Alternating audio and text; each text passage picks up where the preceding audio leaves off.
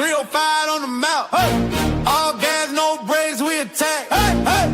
Turn it up loud right now. Hey. Hey. 305 Sport now. Hey. Hey. 305 Sport now, we lit in Miami. Talking heat, talking fins, whole city around me. Panthers on the ice, crowd roar like a hurricane. All gas, no brakes, we burning up the whole lane. 305 Sport now, say the name, don't doubt. We're better on with the takes, yeah, he break it all down. From the court to the field, every play, every sound. 305 Sport now, yeah, we run this town. Miami nice, but we up in the day.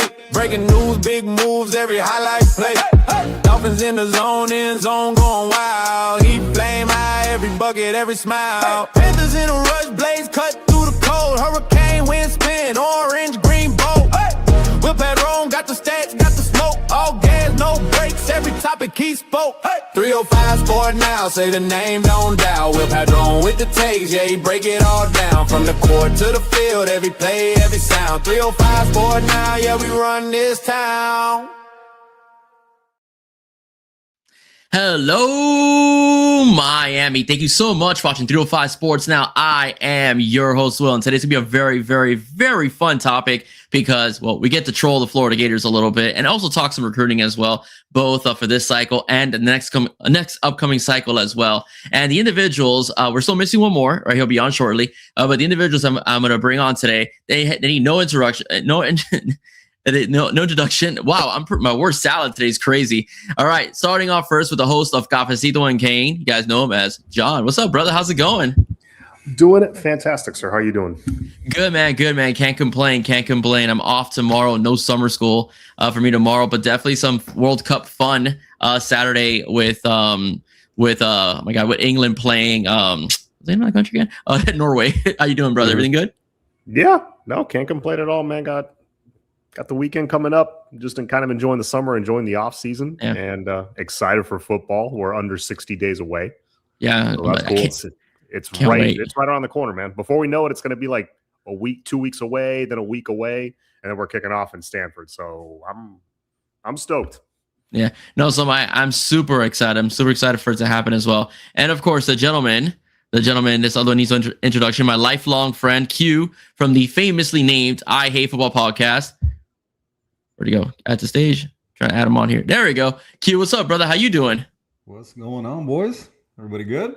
Yeah, very good. We're waiting on Geo to come on right now. Geo should be on in a couple minutes because we have a lot to talk about, especially a little bit of conference realignment, also some recruiting as well. But Q, how's everything going, man? We haven't seen you on in a while. Yeah, man. Everything is good, bro. Everything's good. So we were talking, off camera. The last thing I was on really was the draft coverage with all the guys from Finn's Talk and all that. So, yeah, man, it's been a little bit kind of I don't know if I intended, to be on hiatus, but, the season ended and, other things were happening and going on. And then sports wise, man, it's just been really easy to, kind of follow the World Cup and, just hanging out, man. So, haven't really gotten anything for the last couple months, I guess. But yeah, man, time to end the streak. We're Alan Bailey days away from kicking off the season, right? 57 days now. So, just like John said, man, we're gonna blink and it's gonna be like a week, and then before you know it, man, it's game day and right back to it. So happy that it's gonna be here real soon. Yeah. Well, Juan Manuel, of course, in all our chats has he's going hard already, bro. With John, man, are you a real Cuban? Okay, he got like 17 questions on there. He does as well. Que Bustelo of Pilon, right, as well, of course. And then you have, we're still waiting for Geo to hop on.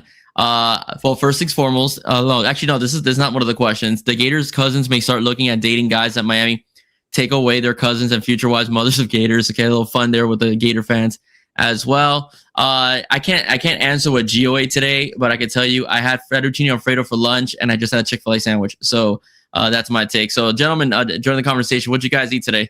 Starting first with you, John. What I hate when people ask me this because then I always have trouble remembering. I don't know why if this happens to you guys. What did I have? I had eggs for breakfast. Okay. Damn it. Pasta, beef stroganoff for lunch that my wife made last night, so it was left over. But fantastic. And pizza for dinner. That's always good, man. Can't go wrong with pizza. Cute. What about you, bro? Breakfast, what I do, some eggs and some ham, some toast. Lunch, I went with what the hell did I have for lunch? Dude, I think I had like a protein shake or something for lunch. Okay. Because I had a late breakfast, and then dinner, just some leftover. I'd done some ground turkey and had a salad. I went super light for dinner, man. So nothing too terribly exciting, really, at any point today. Okay. All right. Well, before Gio can hop on, hope everything's okay with him.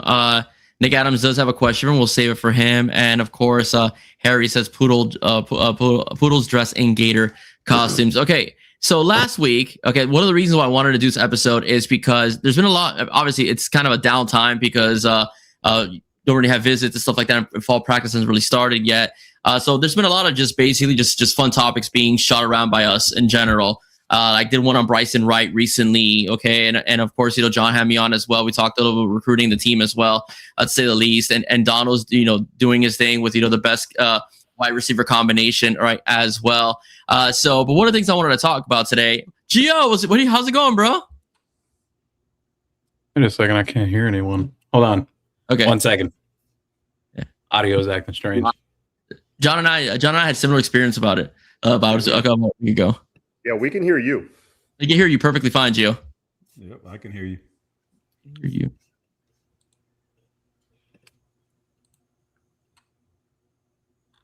All right. I guess he's figuring that out.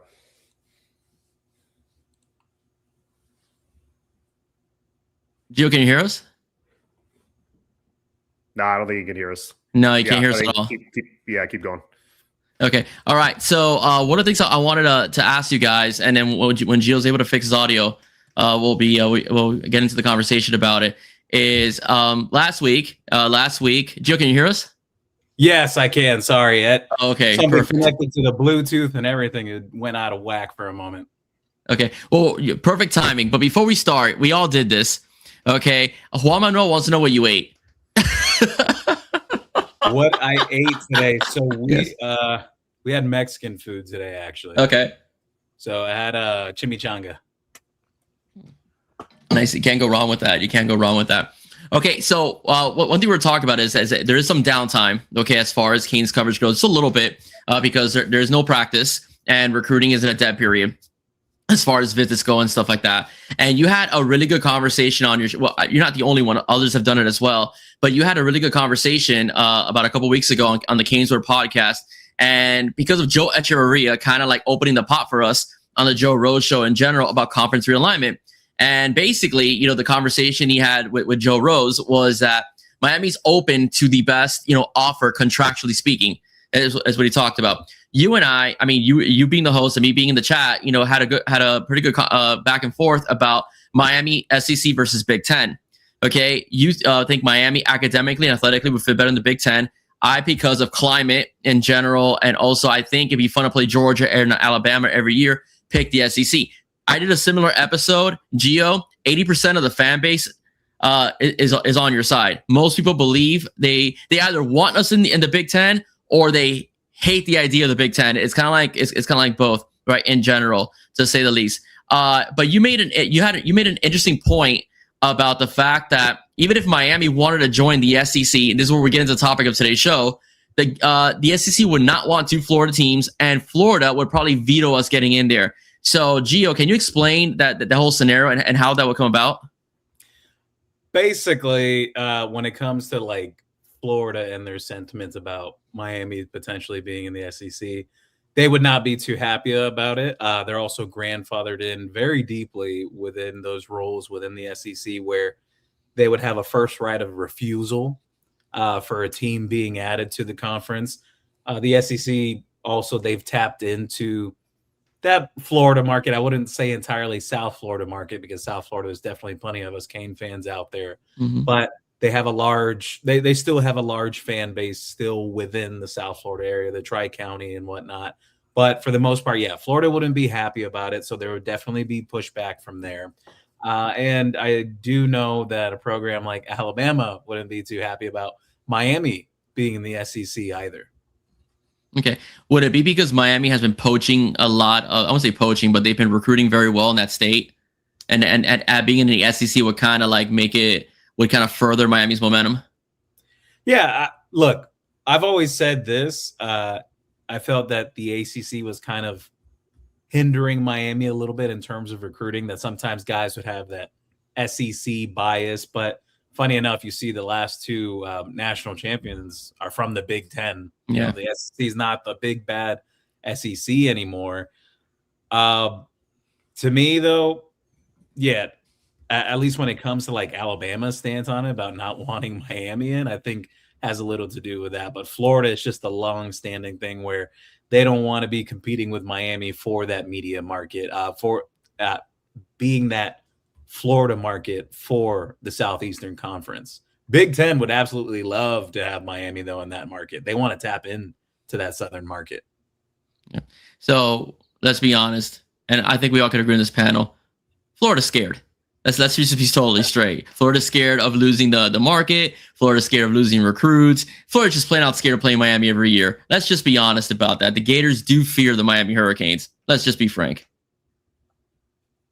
Yeah, I think that's a fair assessment. I'll give the Gators credit in the fact that they're more willing to play Miami in basketball. But when it comes to football, like even when it comes to the scheduling of these games, like Florida was trying to push crazy stuff onto Miami. This predates Dan Radakovich. We're talking about when Blake James was the athletic director, that Florida was trying to get hey, you know what? We'll get 3 games at the Swamp and we'll go 1 game to Hard Rock Stadium. Like, and there was some pushback on that from Miami. They're like, wait a minute, what? Why would we want to take that type of deal? And Florida's whole thing, they were trying to push, well, you know, the fan attendance and everything for Miami. Here's the reality. If Miami's playing a team like a Temple or a Central Michigan, yeah, Hard Rock Stadium's not going to be packed out. But if it is a marquee matchup, time and time again, even if Miami hasn't been that great on the field, the people do show up for the marquee games. Yeah, that's absolutely true. I mean, I totally agree with you. All right, now I'm gonna ask the same questions to John and Q. Like I said, I picked the SEC for various reasons in general. I do understand the Big Ten argument. It's not like I think it's a horrible idea. I do understand the reasons why. My only thing would be playing in the frozen tundras, you know, every single late November and December. That's only my thing. But John, what do you think about Miami possibly joining the SEC and the Big Ten? And which conference do you favor, if you favor either or? This has been a conversation for a few years now, and I've always kind of leaned towards the Big Ten just because, I mean, for a few of the reasons Geo mentioned, like, for example, I think the Big Ten would want us there, and I think it would be a good relationship, and I think it would be a great contract too, great TV deal and all that stuff. But it would kind of bring up old rivalries again, like reignite old rivalries with Penn State, you know, be facing Ohio State regularly. Michigan has been a dream matchup for years, like one of those that, man, I wish we could play. USC has been a dream matchup for years. Oregon. So a lot of cool matchups and a lot of fan bases that travel well. And you wouldn't have those conference games against the Dukes and Virginias and teams like that will draw 35,000 because let's face it, there's much better things to do on a Saturday afternoon in Miami. You know, could just watch the game on TV or something. But take out Duke, Virginia, NC State, take those teams out and insert Ohio State, Michigan State. Like, those have fan bases that travel much better, and it's a lot more marquee games. And also Miami has proven, if, you know, especially in this last playoff run, we can hang with the big boys. Not only hang with the big boys, we're beating the big boys. Not only beating the big boys, really, you go back and watch those games. We left so many points on the table. All 3 wins in the playoffs should have been 2 or 3 touchdown decisive victories. So I've leaned towards Big Ten, but I can be swayed to the SEC for some of the same reasons I just mentioned. The fan bases that would travel, I think it would be really cool. College game day would be here quite often with those matchups, like us and Texas and Oklahoma and Florida.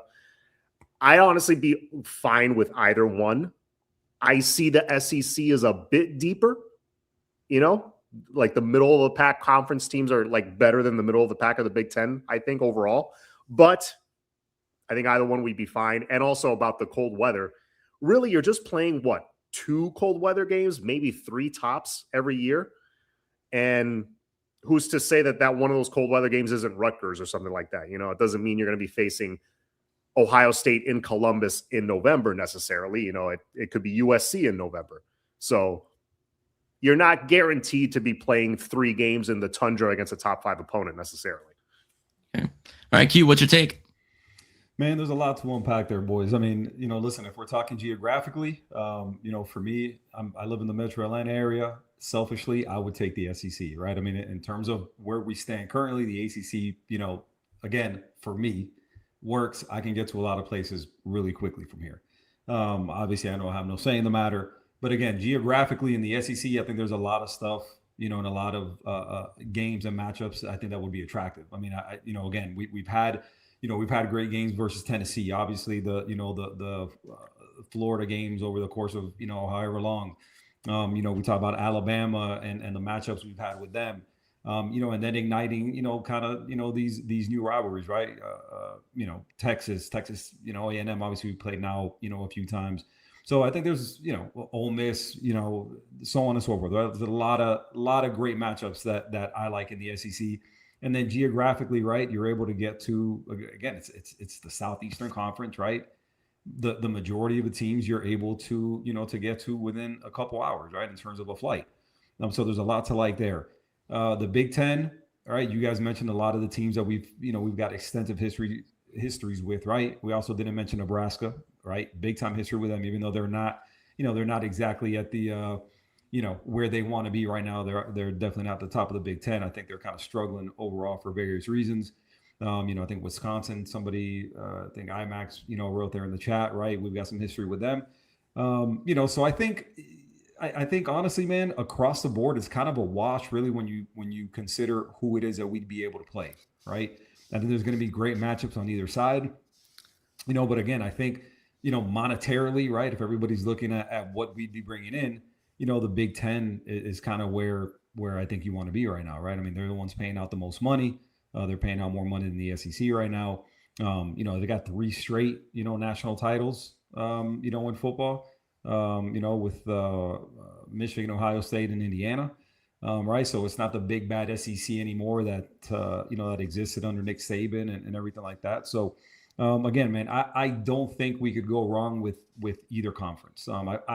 The multiple teams in Florida dynamic, Geo, I always just kind of find weird because, again, right, when we're looking at, we all know on this panel, right, there's South Florida and North Florida they might as well be 2 different states, right? The TV markets don't resemble each other.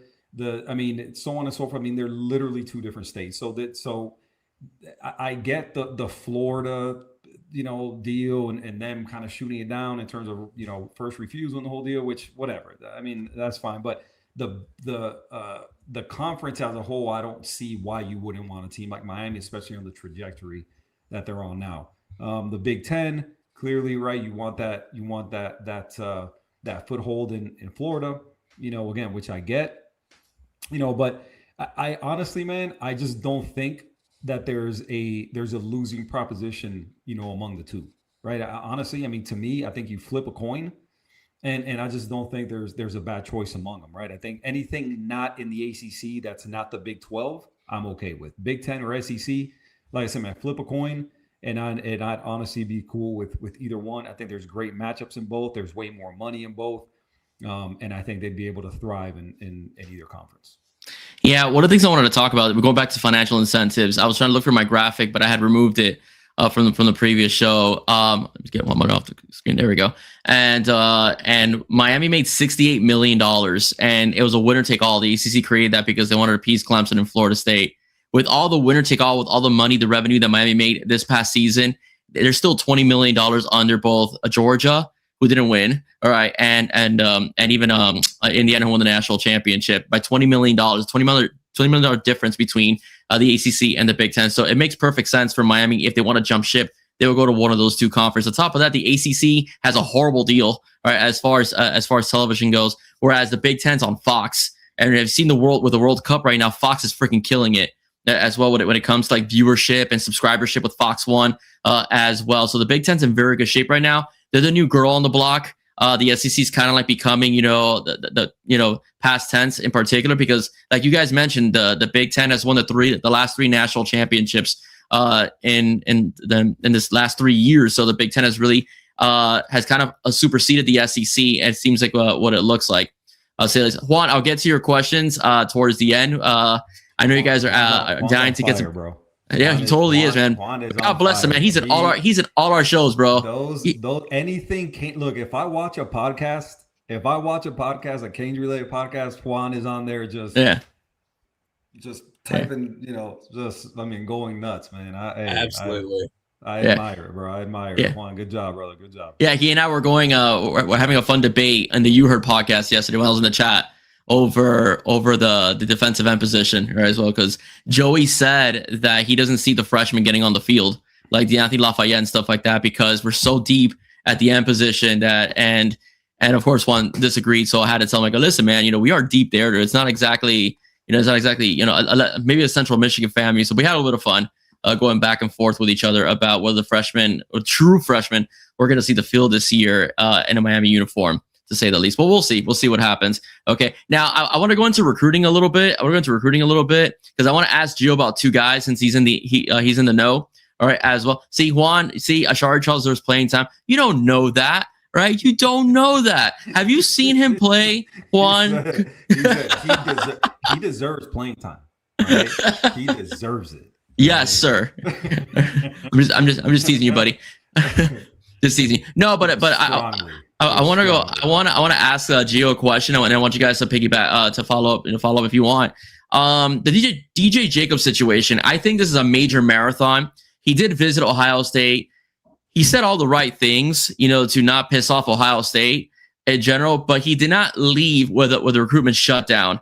Where's Miami in that situation? Is that going to be all the way to December thing, or will we find out more or less middle of the season, depending on whose defense looks better? I shouldn't say I think anymore at this point. I had a discussion with someone at Miami about this a couple of weeks back, and it was pretty clear cut like this. They're going to go after him until there's just basically that official, like, my recruitment is done. I'm not taking any more calls. I'm not taking any more texts.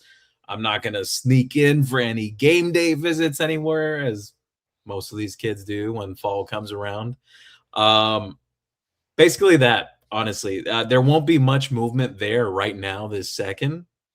But as we get closer to the season, teams will try to poke and prod. Your Tennessee, your Georgia, Oregon, Miami, all still in the mix there trying to go after him. But if I had to say there's been one common denominator throughout his recruitment, Miami's been the most consistent of those programs. There is some family ties there with Tennessee as well. There's a coach on the staff there with a lot of familial ties with Jacobs and his family. But, that kind of seems like it hasn't been a driving point either in his recruitment, because he technically is a legacy player for Georgia. And he's not committed to Georgia either. So I don't think so much like family connections is the big thing. I think basically boils down to not necessarily does Miami need to show him something specifically or something specifically has to happen. It's more so when it happens, it happens. If it doesn't, It doesn't. But Miami's definitely in it. Okay. Q, what's your take? It's an interesting one, man, because, I think by all accounts, right before the Miami Ohio State game, essentially he was getting ready to commit to Miami, right? And so, I think everybody knows what happened, right? I mean, Ohio State swooped in, and obviously I would imagine, right, with something, resembling a huge offer, obviously something he couldn't say no to, and he committed to Ohio State, right? I think I've read, obviously he's from the Metro Atlanta area. I know him and Mark Richt, right? The family and Mark Richt obviously are tight because, he is a Georgia legacy. And from everything I've heard and from everything I've read, that Mark Richt was, kind of his choice was, hey, you should go to Miami, from everything I've read. I don't know how official that is or not. Yeah, well, Um, actually, Mark Rick happens to be his godfather. There you go. That's what I was like. I know there's I didn't something know else that. to it. So there you go. Yeah. Well, a So few more Miami ties actually. The agency that represents Jacobs is the same that is involved with Malachi Tony and is based out of nice. South Florida. That's a good thing. But not to give too much away. Yeah, Okay. hey, no, that's it. But also, right? I mean, yeah. Now, I know we didn't know that, but right? But that should be. I mean, if that's how it's common knowledge, right? I mean, it's an agency deal, right? I mean, there's no secret Yeah. there, right? I mean, so, but again, those are all things obviously that can't hurt right now. How much do they help? That's anybody's guess. Clearly, that's not going to hurt Miami's chances, right? With the Mark Richt factor, the same agency as Malley factor, all these things. Now, again, he's basically almost committed to Miami. So, I mean, I think by all accounts, this thing is neck and neck, right? And I think what Miami has going for him is like Will said, right? Listen, and how everybody's mentioned, look, he hasn't shut it down, right? What did all Miami's recruits do? They all have the graphic, hey, recruitment shut down. We haven't seen that from Jacobs, right? And so, again, as long as that's the case, as long as that's out there, right? Then you have to figure, by all accounts, Miami has, a chance to flip them. Now, again, how strong a chance? Again, I guess that's anybody's guess, but I think right now for him not being committed to Miami, I think you have to like where you're at, given all these factors, right? So, I think obviously, I mean, it'd be great to land him, and again, like everybody's mentioned, it's going to be, this isn't a sprint. This is definitely this is a marathon. Miami's built for the marathon, like they showed. And again, if it happens, if it's going to happen anywhere, it's probably going to happen at Miami.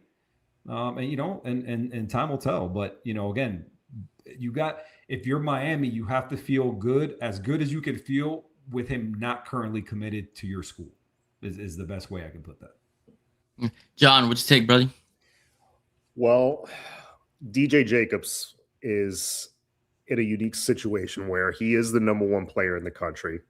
So I can't say I wouldn't be doing the exact same thing he's doing, just for, kind of from the player's perspective. Some people might be like, oh, he's kind of playing us, jerking us around, whatever. So a lot of fans, like to chime in and say, oh, not a true Kane, move on, whatever. Look, this is the type of player, the type of talent that these teams, they're going to be in it.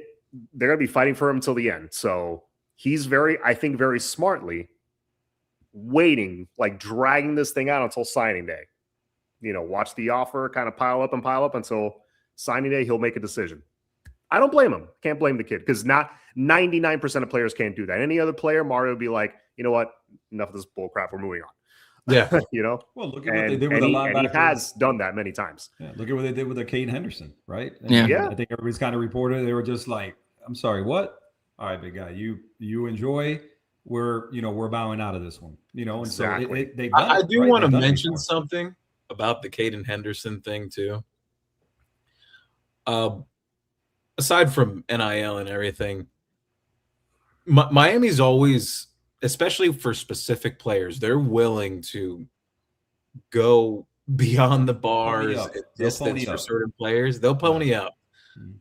But I do think it definitely takes a certain mentality to play at Miami. And once there's certain flags that start piling up with a player or recruit, that Miami just wants to distance themselves and everything. And it always boils down to this, that I've always had this type of feedback come back to me. It's that, do they love football?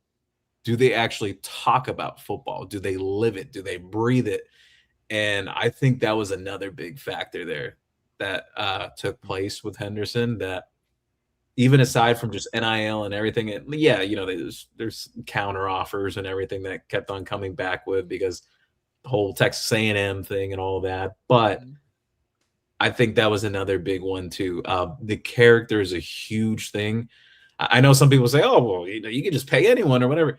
It's a big thing still in the building. They're prioritizing that they want to make sure they're getting the right guys in the building, because they can get anyone that's super talented, but how are they going to fit in what's going on here now? You saw what Speaking Nick of- Saban said, man, Go ahead. it's not about paying people, it's about paying the right people.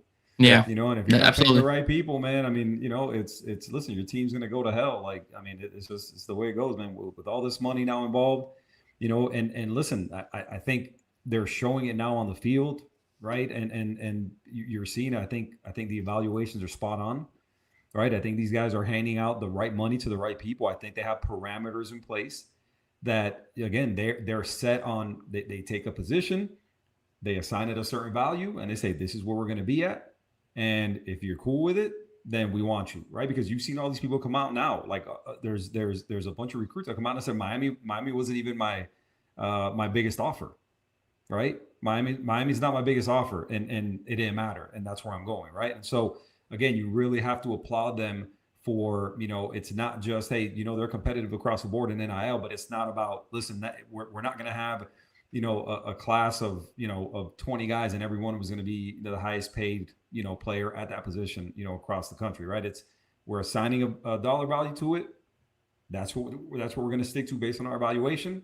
We're comfortable there. And if you're not comfortable there, then you go ahead and take another offer. And so again, man, you have to applaud them for it. They're building it the right way. They're building it to be sustainable. And you have to be really happy with that right now. Absolutely. Yeah. One thing I want to mention, I want to circle back to this young man. I've heard that we may circle back to Myson Johnson-Cook.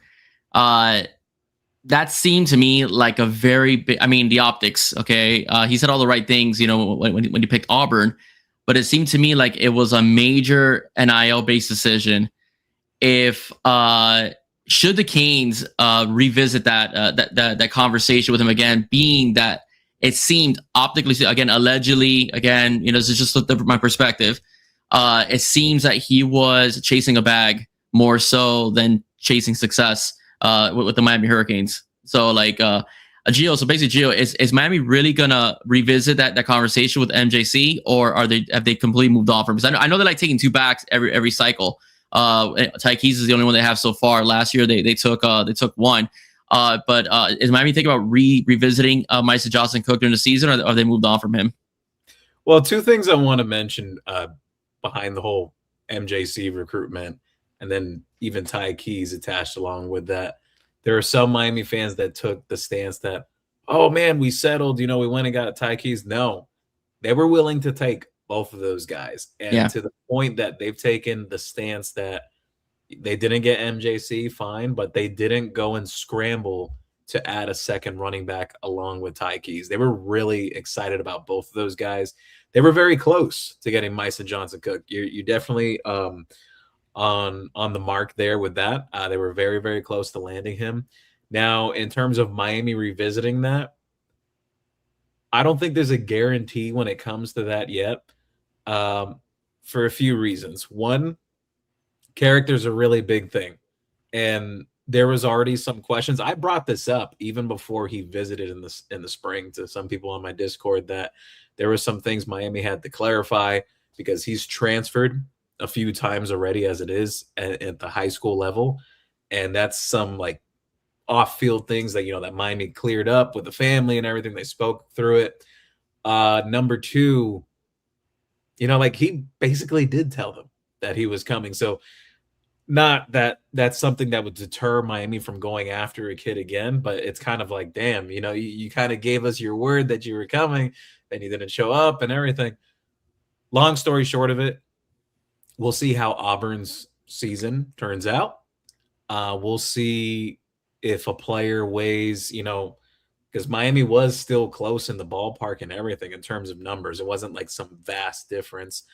We'll see what is valued more, playing on a team that's competing and you could be developed and you're playing at a great program, or whatever Auburn is or looks like going forward with a new head coach as well. So I think it was a little bit of a gamble that he took, but we'll see. I could see Miami circling back there, but I don't think that one's a slam dunk that Miami does it, though.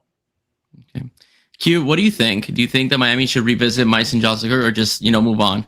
I mean, I think on the surface, right? If you're not, again, Gio brought up a lot of stuff, and that's stuff that I had not heard, the character side of things. And again, we go back to what their evals have been, and that plays as big a part as anything, right? You know, when you're looking at, you know, the player, when you're looking at the personality, you know, again, they're doing a great job of bringing in, the right guys, right? And so, when you're looking at, a player and you're evaluating, the player kind of as a whole, if those red flags exist, then obviously that's going to give you cause for concern and maybe cause you to, to kind of look somewhere else, right? I mean, he was close to committing. I remember seeing all over Twitter, it's like, oh, he's about to.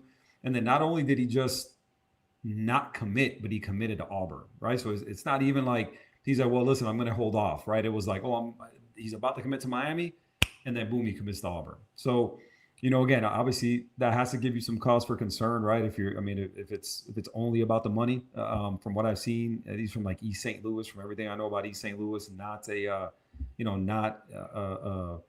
great area. So I would imagine he probably, again, he may come from, from a tough background, family really not financially set in any way, shape, or form. So maybe the money has a ton to do with it. Who knows? I don't know enough about the situation to say, for sure one way or the other. But at the end of the day, man, if you're looking at just the player, right, a guy who, again, man, size, speed, a guy that runs with, with toughness, obviously, man, a dude who you love to pair with, with a Ty Keys and, a thunder and lightning type situation.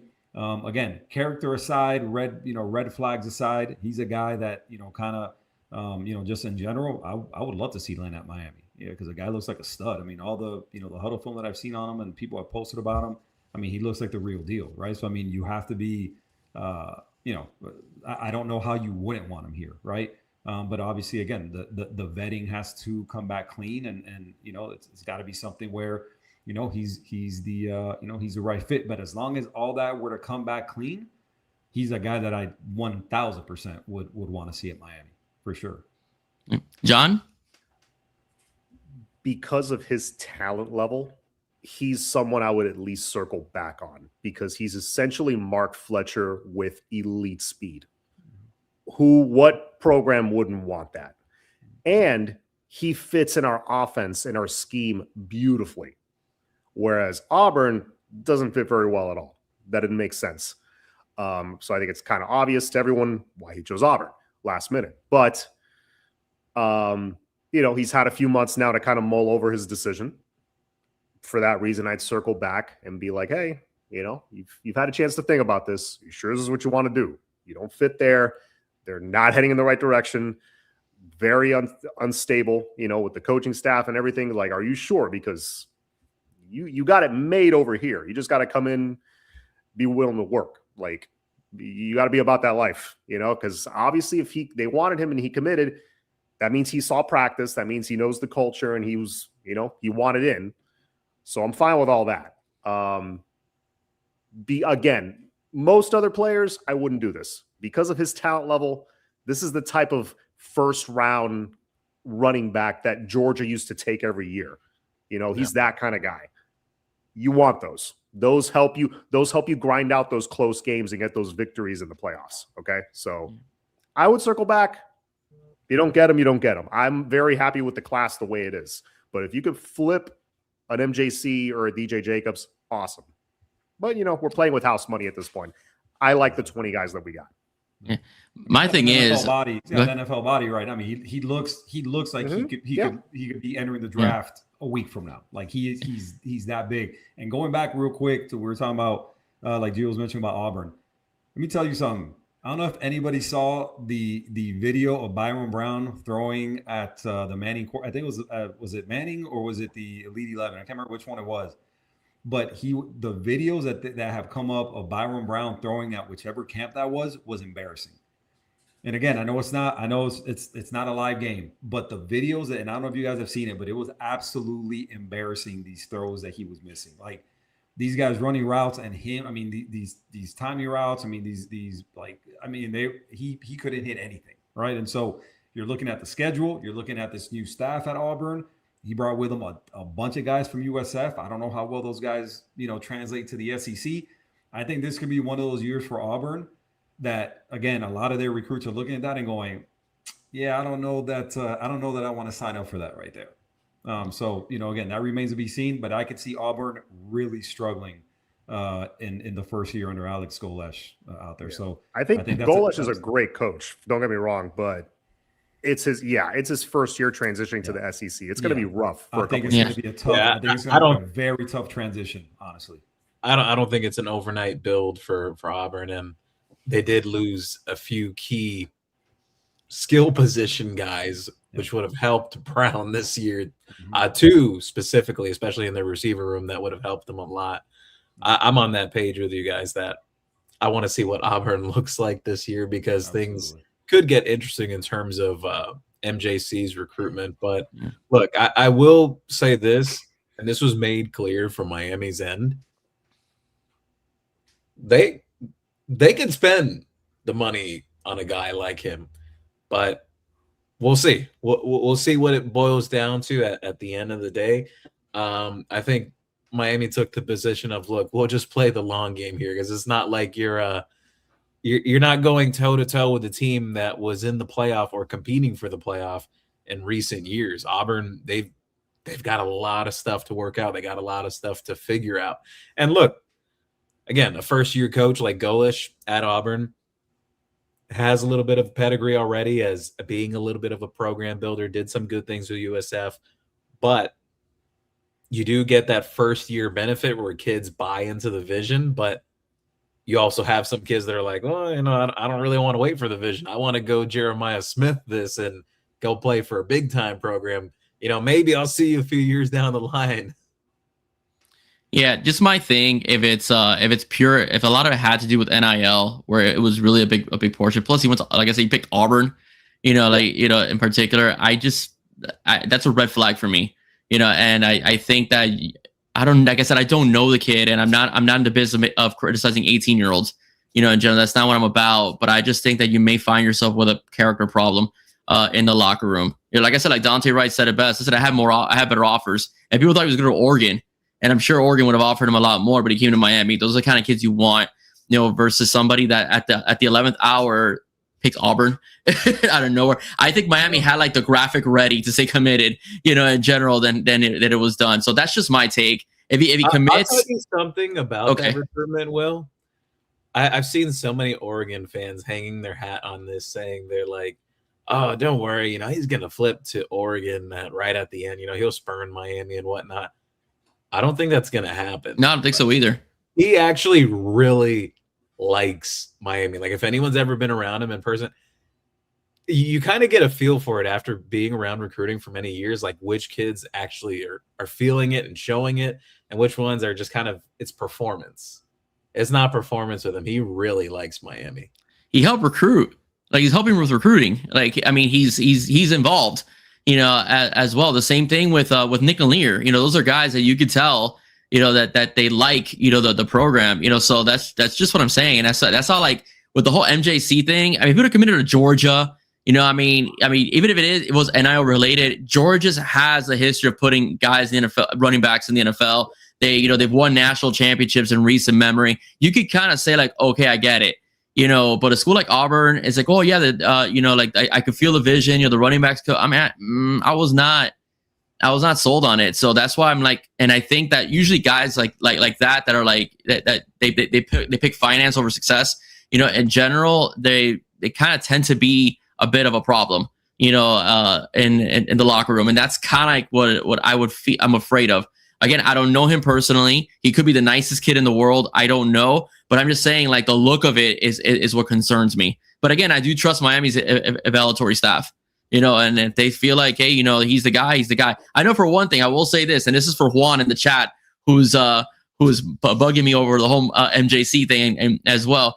Miami's not paying 7 figures for a running back. I'm going to tell you that right now. Okay. I mean, unless Barry freaking Sanders, goes back in time and comes back as a 20-year-old, I don't see Miami paying, a 7 figures for a running back. Funny thing you say that, because also one of the responses was, hey, we could pay a running back this much money, but would it be wise business sense? Yeah. And real quick before we move on from him, and John mentioned it. Listen, when this season starts and you start to see what Auburn is doing, right? Specifically, what kind of running game they have, right? And they're running the spread type run game or whatever it is. John mentioned it before. He hit it on the head. It's like that's not what he's built for. Yeah. That's not what he's built for. So when the games actually start being played, and now we're a month and a half into the season, now you got proof of concept on one end, comparing it to the other, and you're seeing, listen, that Miami offense, and I'm watching Mark Fletcher essentially do what I can do in that offense, right? And now you're going to go, over to a Byron Brown-led offense. Who knows what the hell is that going to look like? But of course, it's more of a spread type run game or whatever that I just don't see him, thriving in or whatever. So again, John hit it on the head, man. Again, we'll give this thing a little bit of time, see what happens when the season starts, see when he's able to actually watch the product on the field. He's soon going to realize, hey, listen, even if they're paying me more, this doesn't make any sense, right? Because it's not about, at this point, it's not about NIL, it's NFL, right? And if I go to Auburn, even though they're paying me more money on the front end, all right, this is going to cost me in the long run, right? So I need to make the right decision. And I think when the football actually starts being played, he'll be able to see that. Right. And I would not offer him more also. No, absolutely Like, not. yo, Hell the no. offer's the offer. The offer, Yeah, I totally agree. Exactly, 100%. I totally agree. 100%. That's okay. All right, moving on. All right, the wonderful thing about Miami locking down his recruits and them all shutting it down is that we could talk a little 2028. All right, and I want to talk about three individuals, like actually four. All right, four individuals that are absolutely killing it as far as recruiting conversation goes. We're going to stick with the running back position because this young man at Jacksonville, Florida, Xander Edwards, has been the talk of conversation. A Notre Dame legacy, all right, but there is some talks about Miami being in the running for him. All right, in 2025, okay, this young man, all right, Xander Edwards, rushed for almost 2,700 yards, 9.9 yards per carry, 44 rushing touchdowns, caught 17 passes for 211 yards, and get this, folks, 44 touchdowns in the season. Geo, what's the conversation on this guy in the Miami Hurricanes? Is Notre Dame going to get him, or is Miami in a lot closer than people think they are? Well, there was definitely some sentiments there of weird feelings when it came to Notre Dame because they finally came in with a late offer. He is a legacy guy. Father went there and everything. He's had multiple family go there. Miami's been very consistent with him since he was basically an 8th grade prodigy coming into the high school ranks in the 904. They've been very consistent. They've had him on campus multiple times. He's visited for game days.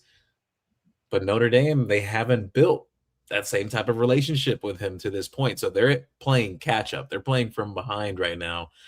I still think it's very early. I do know and have heard that some crystal balls went out recently, him being one of those names.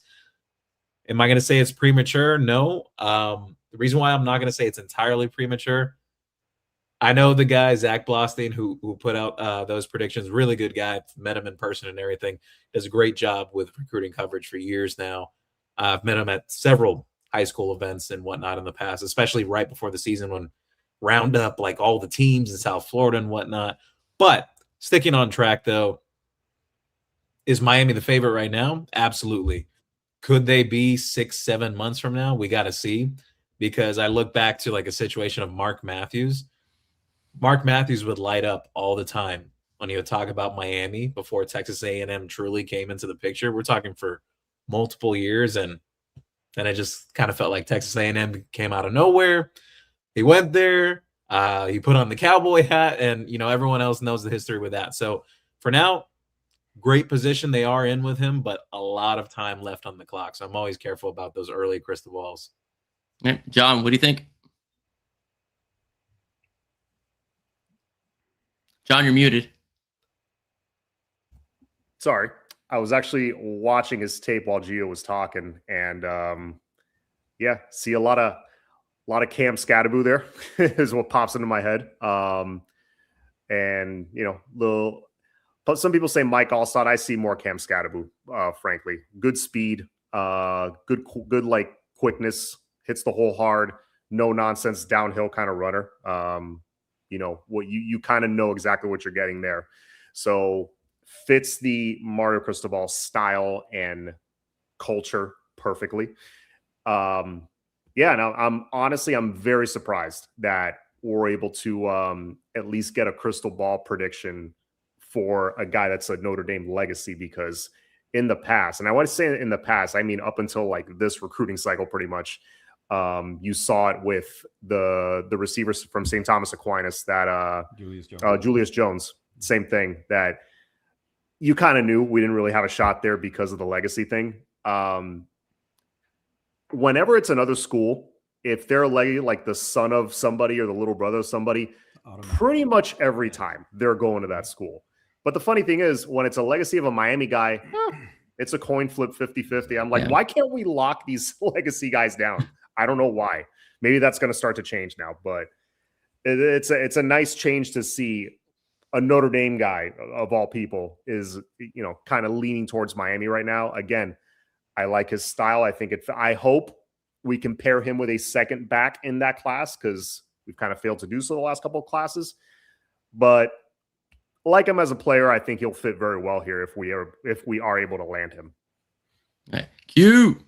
Yeah, Your thoughts, sir? The legacy deal. That's what I was going to start with when it came to my turn. The legacy dynamic with Miami, and again, you hit it on the head, John. It's always really interesting to me, because you go school to school, Ohio State, Notre Dame, Texas, Georgia, this, that, and it seems like if you're a legacy, it's an automatic, right? And then you get to Miami, and then they're like, oh yeah, he's a legacy, right? And they landed Camden Portis, right? But before that, every legacy that I can remember went somewhere else, right? So the legacy deal is always kind of weird to me when Miami's at play, because again, it just always seems like it just never seems like it goes their way.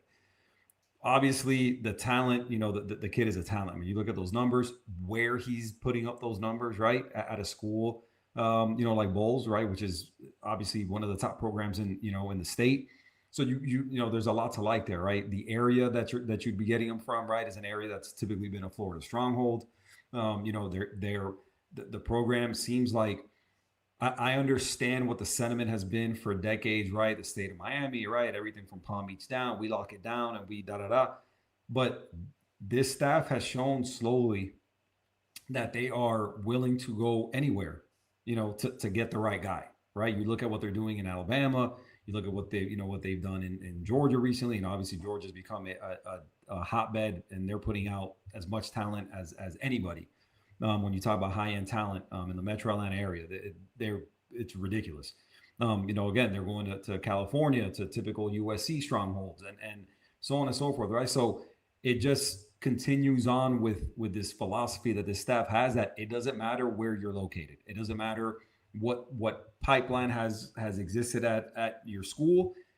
We're not scared of that. We're going to send our guys, and when it comes time to make that decision for that kid, if we have a hat on the table, then we have a hell of a chance to land you, right? And so they've shown that they're not scared to recruit against anybody. They flip guys from Ohio State professionally at this point. It doesn't matter. You land Ohio State, you got a chance to be flipped to Miami, right? So they've shown from Georgia, from Oregon, so on and so forth. So they're not scared of going into anywhere to recruit you, right? And again, you're seeing it at Mandarin, you're seeing it at Bowles, you're seeing it in that area up there where it's been it's basically been Florida, Georgia, Florida State, so on and so forth. Miami really hasn't had a presence in that area of North Florida really ever, right? Again, these are pipeline schools to SEC schools and to, so on and so forth, anywhere but Miami, but you're seeing it now in North Florida, you're seeing it in Tampa, so on and so forth. So again, they're showing that when they value somebody, that they're going to recruit them,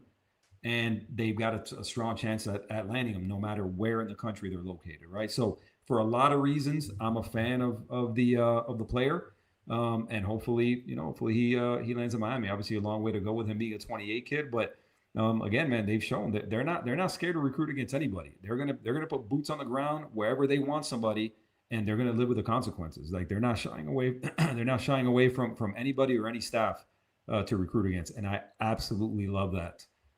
That is the state of things, in 2026. I love that. So, all right, we have 350 over 350 you watching right now. Thank you so much. Please stay on. We will be getting to your comments in the next few minutes. The next guy I want to talk about is a man that has everybody in conversation as well, also from Bowles as well in the Jacksonville area, and that is Asher Giotto. All right, Asher Giotto is a flat out beast, man. 6'5", 240 pounds, a top defensive end in the recruiting class of 2028. Check this out, gentlemen. 84 tackles, 65 solo tackles, tackles for loss 35, 23 sacks, 1 interception, 1 forced fumble, and 1 fumble recovery. The conversation has been pretty much Miami seems to be the in the lead for this young man. I really hope we get him. This is a generational player. The way it is looking, he is housing guys that are a couple years older than him in these camps that he's attending. So I'm very excited about his recruitment. I'm excited about his size. I'm excited about his speed and power to boot as well. Geo, give us some good news, man. What are you hearing? Yes. So there was some discussion for some time if he was going to reclassify. If not, latest feedback has been suggesting that he'll likely stick in 2028. I don't blame kids for flirting with it and then deciding to stick with their actual class they're in, because really you got more bargaining chips at the end of the day when you go to the table to negotiate. Instead of reclassifying down, you kind of speed up your process and everything. So gives a little more leeway to the prospect himself and their agency. Now, when it comes to his recruitment, Miami, they've been setting the pace, absolutely, second to none when it comes to what they've done with his recruitment to this point. But I'm watching 2 other teams as well very closely over time. Georgia, especially one of them, I'm watching very closely in his recruitment. And Florida is a sleeper team there as well. Florida has also traditionally done well at Jacksonville Bulls, but we'll see. You know, as Q was saying earlier, Miami's been breaking apart some strongholds to previous schools, whether it's out of state or even in state, because Miami landing guys from Armwood and landing guys from Jacksonville Bulls, this was unheard of for a very, very long time. So Mario Cristobal is breaking barriers that have not been broken much before. So it's very impressive. I think the Cristobal is accurate. At least, you know, if the guy were to pick a school today, it's going to be Miami. Miami's done the best of any school to this point. But as I said earlier, when it comes to this recruitment, a lot of runway left, plenty of visits to be taken. But what Miami has done very well, and I want to give some flowers to one of the support staffers that's at Miami that I used to work with actually at Rivals some years ago, Frank Tucker, the Crib, South Florida, I think is a tool and an asset for Miami and their recruiting department in identifying a lot of these players early on and getting in and making those inroads and the relationships with the parents and the prospect early on, because Jota was another one of those guys, that young prodigy kid coming out of the 8th grade into the high school ranks and everything. Miami's done really well with that, like developing long-term relationships, and it goes a long way. Whether they win it or not in the end, they're right there in the thick of it to the end. Yeah, Q, what's your take, sir? You know, I would just repeat a lot of you know, what we were talking about for Xander Edwards, right? I mean, you know, you're looking at you know, you're looking at the position, right? You know, a guy who gets after the quarterback. You know, you're looking at the measurables. You know, a guy who's, you know, but obviously, you know, you have to expect for him to continue to grow and you know, and get bigger, get more physically mature. You know, you have to like, you know, the school that he's at, you know, the competition he's playing. You know, where he's putting up these numbers, right? He's not playing 1A football, 2A football, right? I mean, this is big boy football in Florida, right? So, you know, again, those numbers really do stand out for the right reasons, right? He's not feasting on, you know, on a bunch of bums, right? I mean, he's doing this at an elite program, you know, elite production. You know, you see his offers, right? Everybody has offered him. You know, so this is going to be one of those, you know, one of those kids, again, number 1 DN in the country, I think is what I saw, right? Number 3 player in Florida, I think is something like that, right? So, you know, again, man, the kid is the real deal.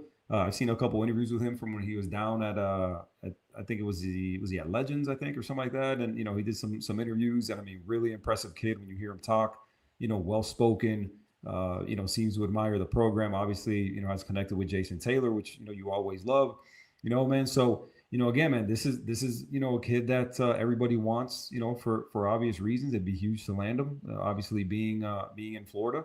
And, you know, you're looking at, you know, again, what Miami continues to do in, you know, in the north end of the state, continues to chip away at these big, you know, these traditional stronghold programs for, for other schools. And, again, man, Jason Taylor is what he did just recently in the draft.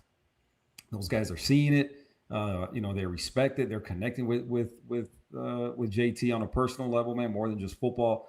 And so again, man, for a lot of reasons, you have to like where Miami stands for him. Obviously, it would be a huge get, man. So hopefully everything continues to trend in the right direction and he lands at Miami. John, what do you think? Yeah, this would be how many years in a row now? If we land him 5, I think that we've landed a 5-star on the D line. I was just looking now. 2026, Jaden Bryant. 2025, Hayden Lowe. 2024, Justin Scott. 2023, I think we got somebody. Hang on, I'm checking now. Lightfoot should be. Maybe Lightfoot. No, Lightfoot was 2024. Sorry. Ruben Bain was a 4-star, technically 4-star. Should have been a 5-star. Should have been a 5-star. Yeah, because he should have been the number 1 DN in the country, really. Yeah. If they actually took the time to watch him. But let's, for the sake of this argument, let's call him a 5-star. So 2023, 24, 25, 26, now 2027. That'll be 5 years in a row. Get a 5-star on the D line. Oh, and some 5-stars on the O line along the way too. It's pretty obvious how Miami's gotten to where they've gotten. They've obviously recruited at an elite level overall and invested a lot of money in that. The scouting has been second to none, I think. But specifically the focus on the trenches. Look how far we got last year to the championship game with a solid, game manager of a quarterback. Not a ton of elite game-breaking speed on the outside. You had Malachi Toney. You had some solid possession guys on the outside that had some experience. That was about it. And a really, really good defense. You took that to the national championship. Why? Elite trench play. Trenches. Period. Now we're starting to see that permeate to the other positions, which is awesome. So, you got 4 or 5-stars in this class. But yeah, it starts in the trenches. And I think it's going to continue by landing this kid. All right, guys. Well, for the sake of time, we're not going to speak about Bryson Wright. He's also been spoken about quite a bit by many of us in the podcasting world as well. But he's an elite wide receiver, and Miami is heavily on his recruitment. But I think it's a little more wide open than people seem to think. But I really want to talk about this young man who's actually from my neck of the woods, out of Pembroke Pines, Florida. Before announcing his transfer over to Christopher Columbus for his junior year, and that young man is Amir Sears. Amir Sears is considered the best athlete in the 2028 cycle. He had 15 games played in 2025, 42 catches, almost 1,000 yards receiving, 22 yards per catch, 11 touchdowns, 1,008 all-purpose yards, but also had 91 total tackles, 61 of those solo and 3 picks. This is somebody that the Canes really want and are really prioritizing. I want to talk about I want to ask the recruiting guru, how is that recruitment going, Mr. Milian? And now, of course, I'll piggyback from the rest of you on the panel. Very well. Just a long runway left, but he is one of the few 2028s that I've actually logged an early pick for myself when it comes to Miami. I do think Miami is going to be very difficult to beat when it comes to his recruitment. He's never been shy about it, how much he loves Miami, that Miami really has been the school that has recruited him the hardest to this point. Yes, there's teams like Texas A&M trying to throw their hat in the ring. There's the LSUs, the Syracuses, and everything. But I do think this is one of those guys that I'd be shocked if Miami loses this recruitment at this point because of all the factors I know that are involved. Actually, one of my brother's good friends does a lot of video content with Amir himself as well. Okay. So Miami's sitting in a good spot right now. We'll see. Obviously, time has to continue on and more recruitment runway for him as well. He's not going to reclassify. So we'll see. But I do think it's Miami in the end. Hey, Gio. Hey, sorry. And before we move on, Gio, receiver or corner for him? Oh, he could play both at a very high level. That's what I mean. Yeah, because he's a stud. He's a stud on both ends of the field, right? But where is Miami recruiting him at? Where does he see himself playing at? And I'm not sure if you've heard that from him, from anybody at Miami, and where they project him. I've heard corner, but He seems to be Cornerback, elite yeah. at both. Corner. Okay. Cornerback, but they are open to allowing him to play both sides of the ball. There are some players in the past Miami has recruited that they've left that door open for, like, hey, if you do want to play a little bit on the other side of the ball, you can. They've left that door open in the past. So, but yeah, cornerback, and honestly, he'd make a great safety. He'd make a great nickel. He's just a tremendous athlete. Yeah, he's a hell of an athlete. Dude, the videos that I've seen of that guy, the way he tracks the ball in the air, Oh yeah, is absolutely incredible. It's incredible the way that kid tracks the ball, the way he moves. I mean, it's effortless. He's a gazelle when he runs. I mean, he's incredible. This kid's incredible.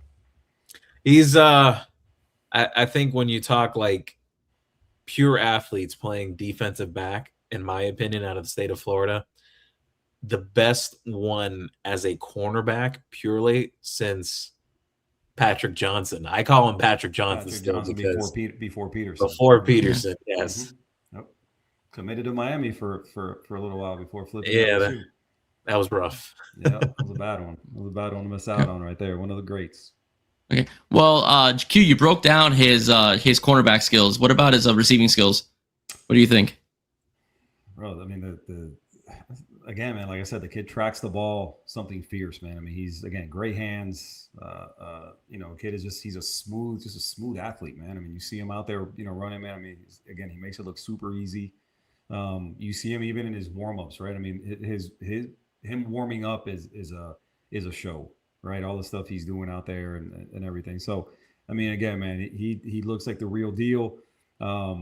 He's somebody, again, when you talk about being elite on both sides of the ball, I live up here in the Metro Atlanta area. Travis Hunter kind of comes to mind, given what he did in high school and how he did on both sides of the ball and everything like that. So, again, he seems to be a bigger dude than Travis Hunter, right? I think he's a taller guy, probably faster, so on and so forth than Travis Hunter. And look at what Travis Hunter did, right? And what he became in terms of, obviously not a finished product at the NFL level, but obviously, I mean, the guy was, just box office, right? To go watch, every Saturday. So again, man, he's trending, to be, possibly the number one player in the country, right? At least the number one athlete as of now. And again, he's at Columbus now and so on and so forth, man. So again, for a lot of reasons, man, this 28 class is really looking like the high end talent in this class. And I'm sure Geo could tell us better than anyone, man. The 28 class is really, really looking like there is going to be some dudes possibly, at the top of this class and hopefully land at Miami. It's looking like a really, really elite crop of guys as of now. So hopefully they stay in, on the right path and in the running for these guys, and hopefully they all land at Miami, man, because if they do, they're going to put together a hell of a class. John, what do you think, sir? I'm just thinking if we land Amir Sears and Bryson Wright, can you imagine those two guys going at it in practice? They used to play for the same 7-on-7 team. Yeah. Wow. Well, but talk about iron sharpening iron. Yeah. Like, oh my God. Obviously Amir Sears for me would be top priority because he just transferred to Columbus. So being a Columbus kid, you got that inroad right there. He's literally in your backyard. 20 minutes from campus? Yeah.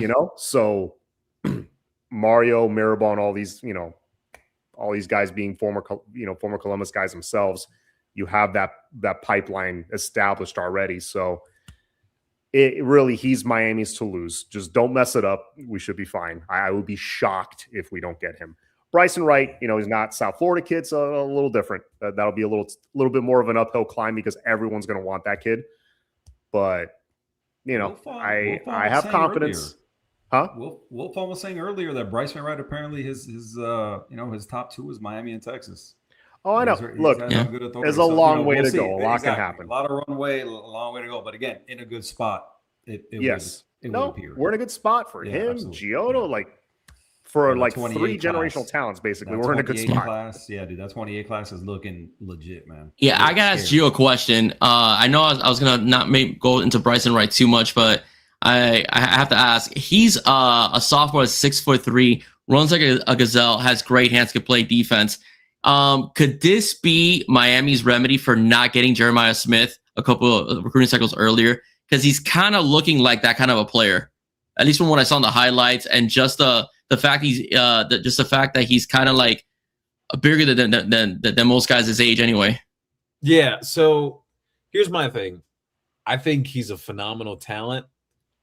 I will say, though, I think Jeremiah was the more explosive athlete between the two. But, I mean, if you had to put a gun to my head and say, oh, does that mean you don't want him? No. Like, I would absolutely take Bryson Wright in a heartbeat. Mm-hmm. But I think Jeremiah was a little bit better of the prospect of the two.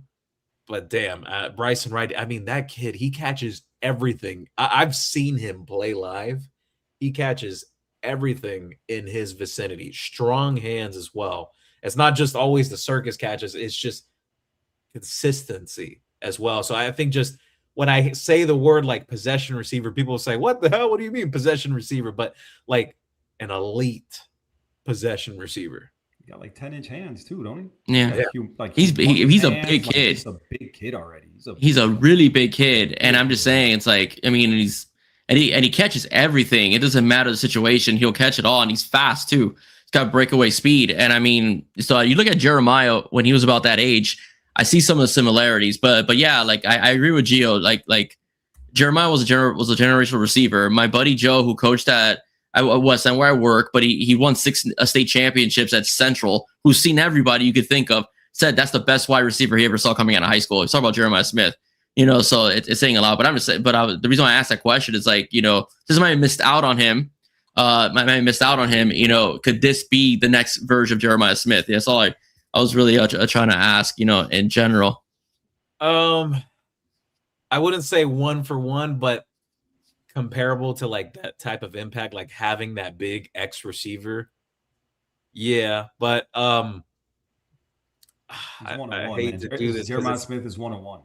I hate to do this because it's unfair to the kid that's on the roster right now, but even though he's not a recruit anymore, but if Joshua Moore continues on the path he's been on since spring, I think it's going to be really eye-opening for people this year. Oh yeah. Okay. Yeah, he showed a lot of promise his freshman year, so I'm really excited to see him this year. All right, as well. So we'll see how that goes.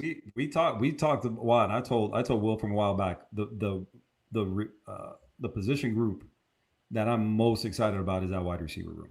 Oh, when you look at again, what I don't know what other program could boast. Listen, if I'm not mistaken, 4 different receiving leaders from 4 different teams last year. You're talking about Tony, Barkate, Mandrevius Jacobs, and Cam Vaughn. Cam Vaughn and Mandrevius Jacobs led their teams in receiving. So did Barkate, so did Tony. And those are going to be the guys that are going to be leading that room. And then you add to that Moore, and then you add to that Upshaw. You add to that, all the talent that they brought in terms of the new recruits and everything like that. I don't understand how there's a better receiving room in the country, bar none. Ohio State, USC, because I know they're loaded, right? So on and so forth. You got a lot of, Oregon, Texas A&M. Like, I get it. But as a room, I don't see how you got a better room anywhere in the country. When you see the way the room is staggered, right? The way they're layered and everything like that, your top end talent, so on and so forth. I don't see how there's a better receiving room in the entire country, personally. So, yeah, as a collective, no, I don't see it either. I don't see how anybody could even say that. Loaded. It's absolutely loaded. They got all the body types. There's speed. There's possession. I mean, I don't see how there's a better receiver room. Only team in the country to have 2 receivers that went over 1,000 yards. Being on the same team coming into the season. So I'm with you guys. Yeah. Anyone sleeping on Miami's receiver room is crazy. I mean, proof of concept's already there. Yeah. And you see, Cam Vaughn and Mandrevius Jacobs with better quarterback play, what those guys could have done. Oh yeah, what those guys could have done, because none of them got a good quarterback play last year. And for all the Lenora Sellers talk, the guy was not great last year. Now, granted, the O-line wasn't good in the whole deal. I get it, but even when he had time to throw, he was not good. Right. So again, those guys with better quarterback play, I think they're gonna open up some they're gonna open up some eyes, and they're gonna make people realize how good they really are. Right. Well, moving on to the fun portion of the conversation, it's time to see what you guys are chatting about and what the conversation is. A lot of Juan Manuel, guys. Okay, so just bear with me, everybody. So the first thing I want to go over is Miami a free agent? I guess he's referring to the whole idea of us either SEC or Big Ten. So simple, yes or no. I'll go around the panel, right? In general, starting first with John. Yes or no? Is Miami a free agent? I think so. Okay, Q. I mean, I'm gonna say. I mean, I'm not sure I understand the question necessarily. I mean, what do we? Because the whole idea, because basically, let's be honest with you, we're talking about if Miami's going either Big Ten or SEC, because it looks, the at least the division that we're all going with. That's the SEC gate. As in, are they staying in the ACC? Absolutely not. It's a matter of when, right? So I guess if that's the context, then I would say that's the context. They're a free agent. Yeah. Right. Geo. 2029, 2030. I'm looking forward to it. So yes, Big Ten. Yeah. All right. Fresh as a fixation. Are you calling it? You calling it, Geo? You're calling 29. Academics wise, it makes the most sense too. Okay. All right. 2029, Big Ten. Right. Put that on paper. All right. Fresh loves his Beyonce and Jay-Z. Wants them to really be donors as well. Let's see. We are SEC already. I guess it means body type, size, and so on. Fresh wants us in the Big Ten. He's part of the 80% I was talking about earlier. Will is poaching legal? I changed. That's why I changed. I wanted to change the semantics of it, but I guess in the college football term, in a way, yes. Okay, in general. My boy Lou from Dade, the host of the SoFlo podcast with his wife Ashley. Okay, great people, great content. They cover Miami Hurricanes, Miami Heat, and Miami Dolphins, amongst other sports. All right, as well. Please like and subscribe and share Lou's channel. Let's see. Juan Manuel, Florida is very jealous of their family and cousins dating pool be contaminated by strangers. Okay. What do you think about that, John? About the Miami talent versus the Gainesville talent. What do you think about that? I think across the board, our talent is superior, whether you're talking football, basketball, or other things. We'll just leave it at that. Or the streets. like you said once, you could throw a rock in Publix, bro, and find something. Dude, it's ridiculous, man. Yeah, man.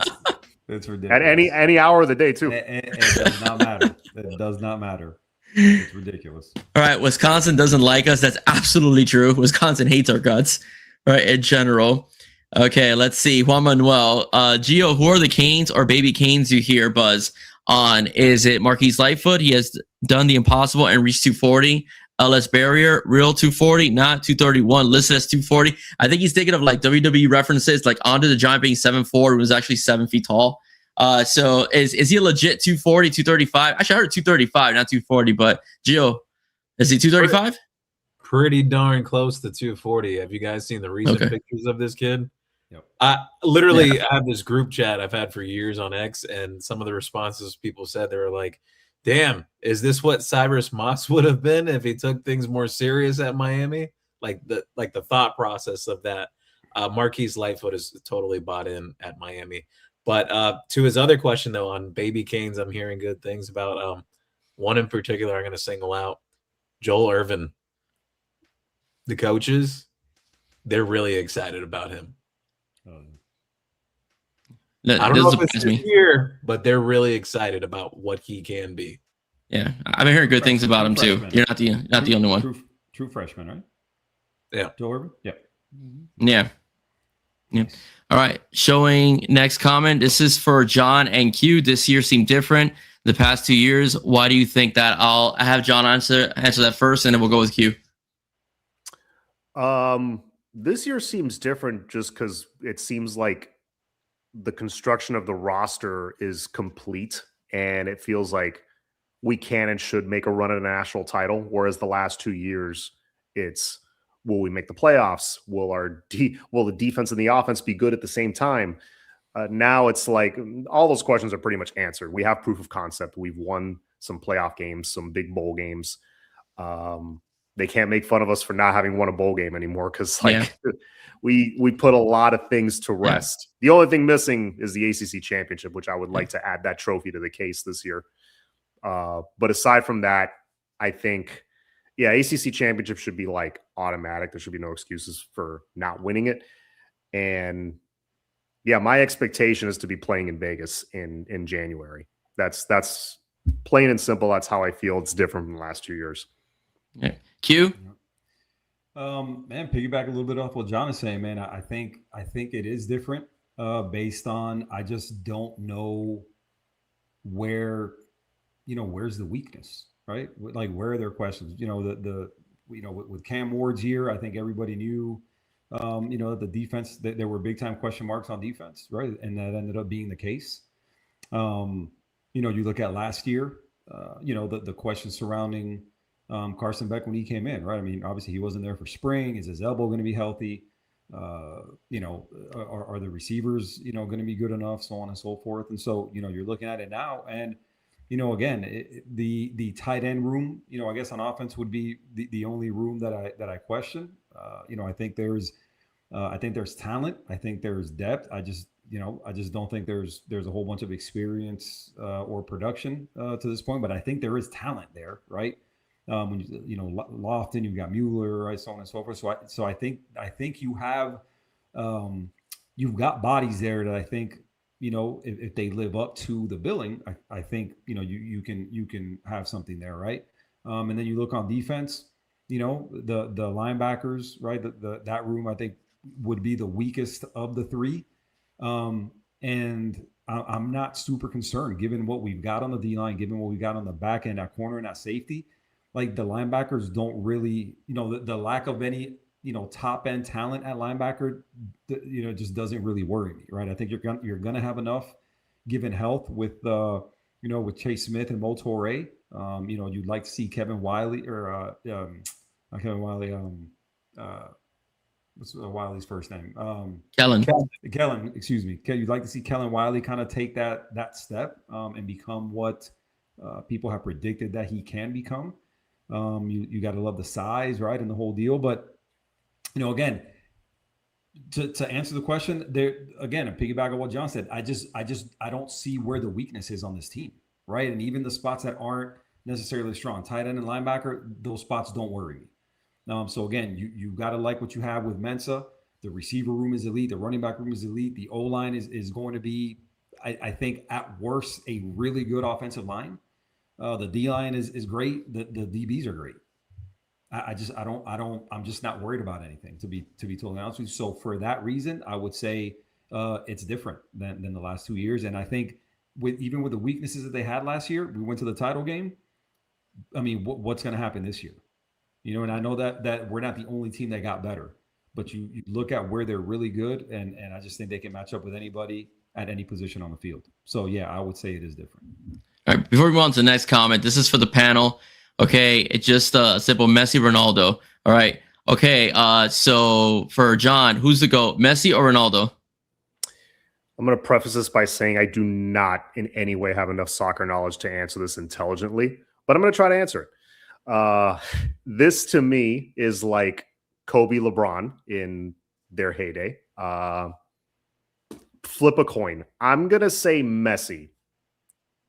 Again, flipping a coin just because, he's playing down here in South Florida, and, I've seen a little bit more tape and highlights of him. Although I know they're both amazing, I'm going to say Messi. Q? Somebody who grew up playing soccer, still watches it regularly, a huge fan. I've always been more of a Ronaldo fan. I think when you're looking at it and comparing the skill set, obviously the numbers are super similar in terms of, goals, assists, right, trophies won, and the whole deal. But you look at the way Ronaldo scores, right? He's lethal with the ball in the air. He's lethal with both feet, right and left. I think he's a more complete player. I get the Messi hype, right? Now he has a World Cup under his belt, so the moment that happened, it elevated him. And everybody just kind of assumes that he's the GOAT. I disagree with that, and I think Ronaldo's a better player. Okay, Gio? For me, this is tough. So I think the game, football, has never seen a striker like Cristiano Ronaldo But if I had to talk purely like from a skill standpoint, like as a player, like all the little things that he does, Messi for me. My pick is Messi, but it's not this like vast difference that some people will try to portray, that they say, oh no, like, Messi's way better than Ronaldo. Ronaldo sucks. No, Ronaldo has always been a really good player. So I think he definitely deserves his flowers still at the end of the day. I never understand why people do this thing where like, oh, one sucks and one's the GOAT. Like, yeah. I don't think so. Crazy one, and you have to like piss on the other one. It's not. Yeah. Well, they're both great. It's really just a matter of what it is that suits you and what it is you like in terms of styles. But yeah, I'm not pissing on Ronaldo. I know Ronaldo's a legend. People do. Yeah, no. But yeah, I gotta put Messi over Ronaldo. That's just me. Based upon he's still doing it. He's still doing it. He's had a great World Cup. Well, you've seen a bit of a drop off from Ronaldo. So that's my reasoning as well. So that's the thing. I gotta put Messi, but I will never. That's like you have Michael Jordan and you piss on Magic, and stuff like that. They're Magic's an elite player. Overall, saying nothing away from Magic just because Jordan's in the picture. So that's the way I feel as well. So, but I put Messi over Ronaldo, right? But I'm not gonna be like it's like a civil war. Like I've seen on YouTube, like, no man, you gotta like Ronaldo better. It's like, no Messi, no man, they're both good players, but I have to like Messi more. I think he's the GOAT. It's just one of those. No man, you can't.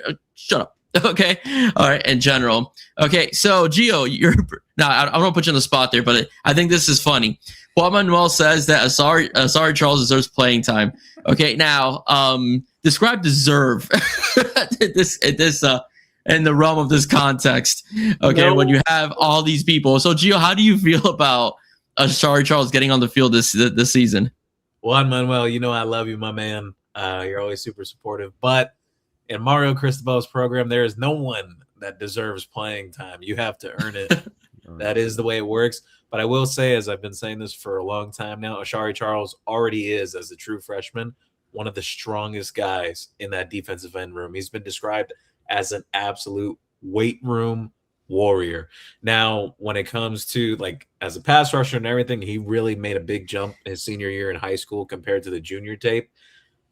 I think it's going to be tough for him to get a lot of snaps, because when I look at that defensive end room, I think, potentially your starters being Armando Blunt, Damon Wilson, and Marquise Lightfoot's going to factor in there too. Then you got Hayden Lowe as well, who was in the plans for last year. Unfortunately, he got hurt. Herbert Scroggins has had a really good offseason. Like, he looks like a different player physically from last year. I don't know how many people have seen Scroggins in person, but he's definitely put on like what I like to call efficient weight, not bad weight, good weight. And I mean, I can continue on, but Booker Pickett's another guy that'll factor in somewhere in there as well. So that room is very deep. I think it's very tough for him to get like massive snaps as a true freshman. Like, he'd have to extremely stand out, and especially the fact you have Hayden Lowe like returning this year and everything, I think that kind of minimizes those chances. Okay. Another question for Gio coming from Juan. Gio's Lawson going to be the next Jaden Lawson will be the next Greg Rousseau 2.0, 6'4", 225 at 16. What he performed, how's this kid a 3-star? Yeah, so Javon Dawson, I think he's talking about, from Santa Lucia's community. Same high school as Zach McLeod and the great Vince Wilfork himself as well. He won't stay a 3-star. I know that for absolute fact. I've spoken to some people I'm still friends with from the recruiting sites as well. That won't stick for a long time. He will be a 4-star at minimum. Now, in terms of how Miami feels about him, they feel like they got an absolute steal. That like they can't believe what this kid is at the age he is right now. The fact is, he could truthfully be a 2028 kid because of his age. The measurables obviously very important, and he's starting to peak as a player. He's not even anywhere close to as good as he could really be. Okay. All right. This is for the panel. Oh, sorry about that. Q, want to say something? No, I was just going to say, man, the offer list tells you that Miami wasn't the only one that saw something in him and that valued him, right? Because I heard it was Georgia, Texas, so on and so forth. Like the offer list was ridiculous, right? So this kid, may have been kind of under the radar, as it relates to to a section, of people either who do content or whatever, but to the schools whose job it is to recruit. He wasn't somebody who was a surprise to them. Like, they knew who this kid was, and that's why he had the offer list that he had. Yeah. All right, so this question is for the panel. Who is to blame for Miami's tight end situation over the last 12 months?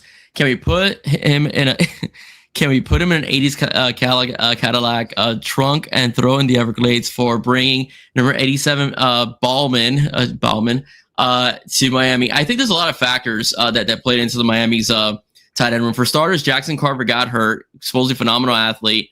Saw some flashes of spring. That's number one. Number two, I think that losing Riley Williams was a lot bigger than people think. I know he did nothing at the other school he went to, but he showed flashes when Cam Ward was here. He was big, could catch passes, could block as well, inline in the flex position as well. So I think that's a factor that people forget. And then you had Elijah Lofton, who's a little undersized for being a tight end, was hurt a bit, and you're relying on Bauman.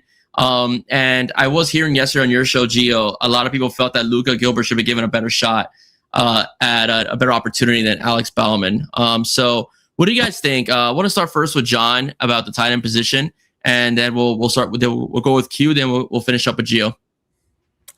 As far as who's responsible, I don't think you can blame any one person.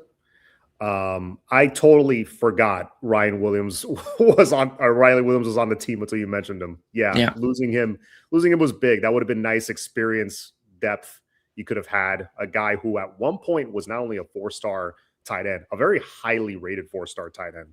Like, I was very excited when we got him.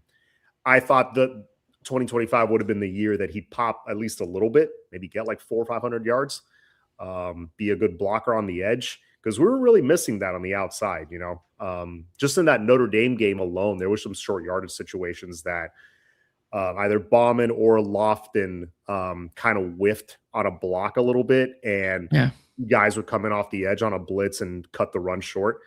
If that block is hit, we get a first down and the drive keeps going. I think early in the game, actually, when we muffed that field goal to start the game against Notre Dame, it shouldn't have even come to that. We should have gotten that first down and the drive should have kept going.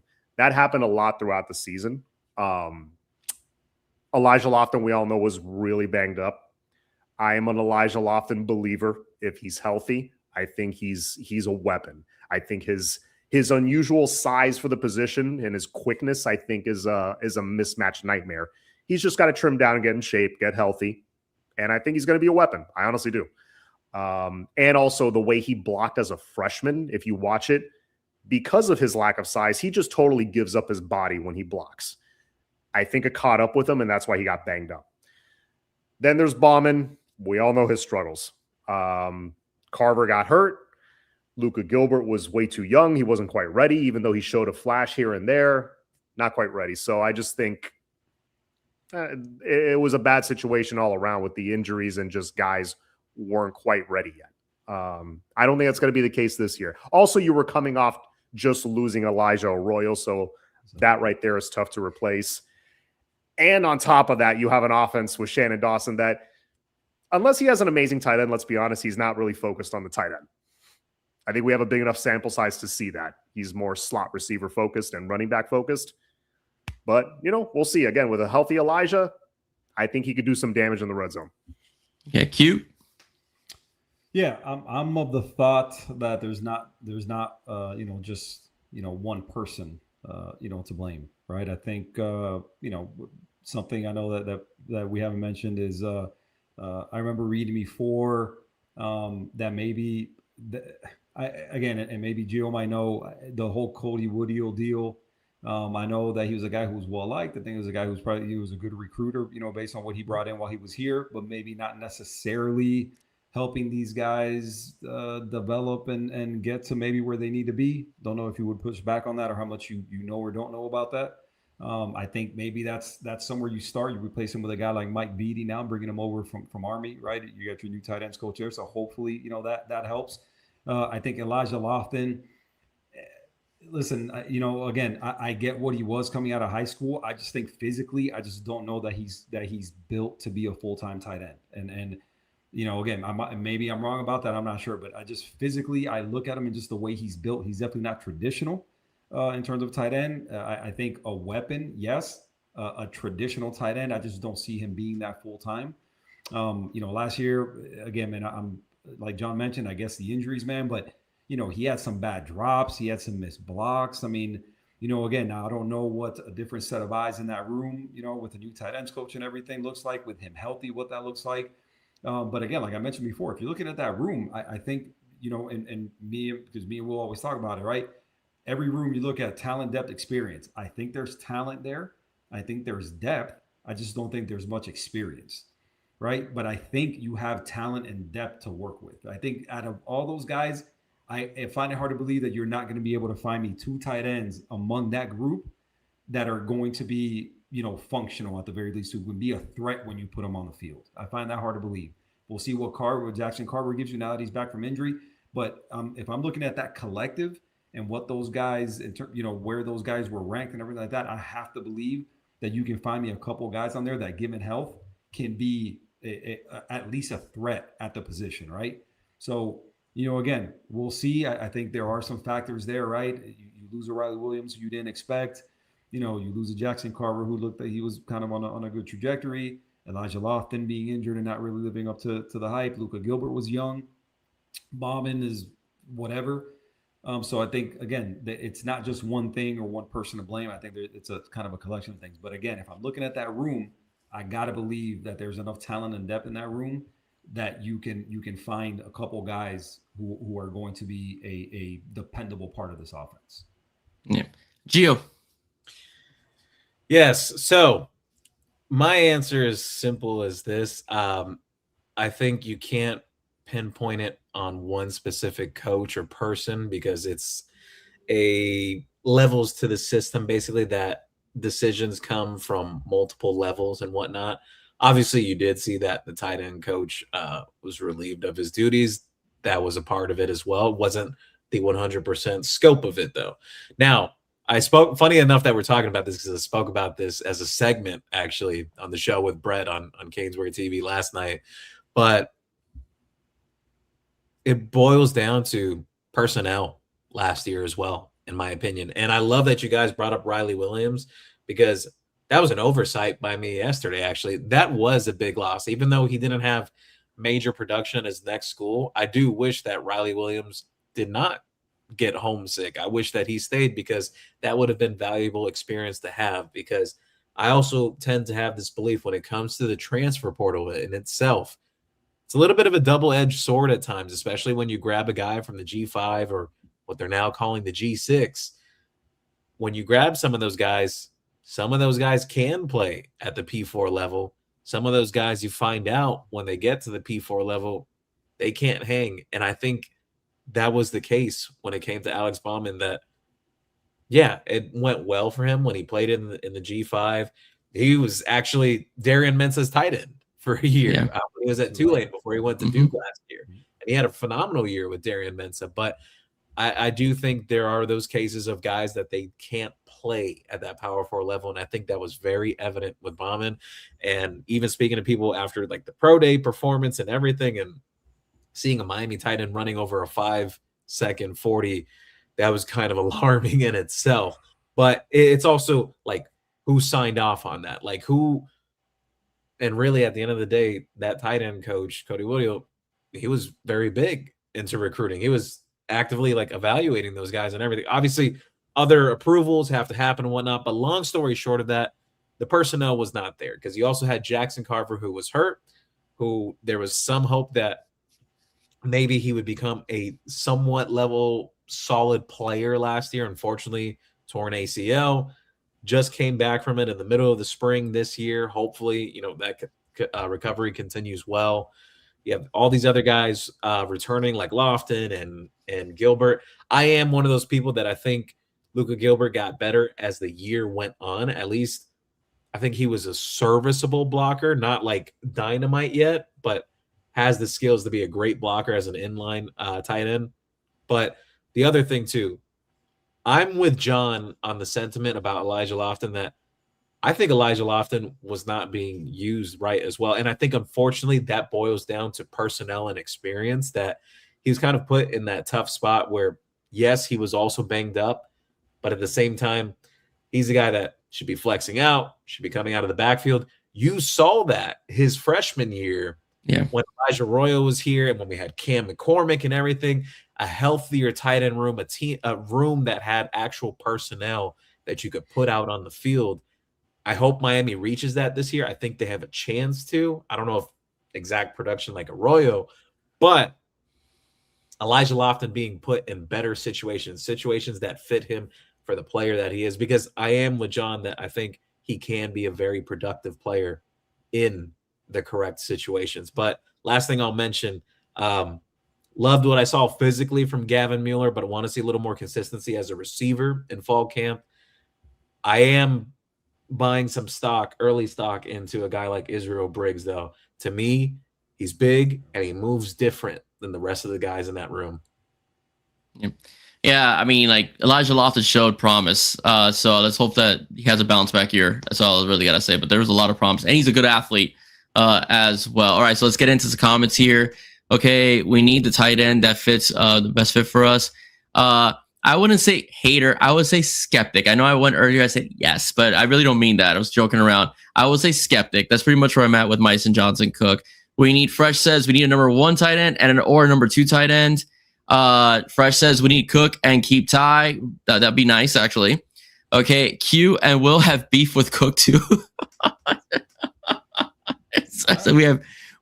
He thinks that I got no beef, bro. Hey, bring him in. If the background checks out, the personalities, where it needs to be, again, I'm not saying no to that guy. That guy's a stud, man. He's a tank. Bring that dude in, man. Yeah. I'm not opposed to it at all. Yeah. What's going on with tight end recruiting? Virginia Tech has 2 top tight ends in this class. I still think that's a marathon, bud. We'll see how that happens as well. We'll see. Okay, let's see here. Let's see. We need him. It's about MJC. He has speed and good size. Fresh really likes Myson Johnson Cook.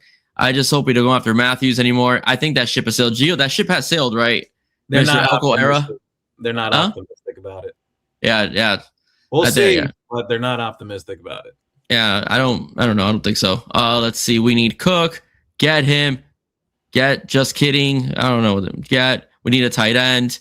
Let's see. Will would have picked Auburn too with that money. No, buddy. I've been wearing Canes gear since I was 7 years old, man. I would be in Miami Hurricane, whatever Auburn offered me, bro. I'm telling you that right now. I could honestly, sincerely say that I would not be putting on an Auburn uniform if I had a chance to be a Miami Hurricane in the NIL era. I'm just telling you.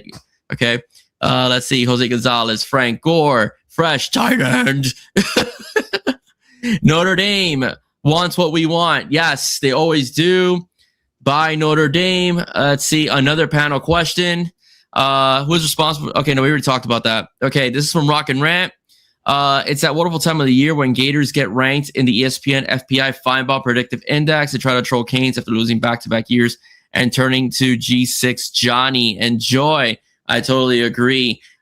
Gator fans are very, very, very delusional. I think them and the Ohio State fan base are the most obnoxious.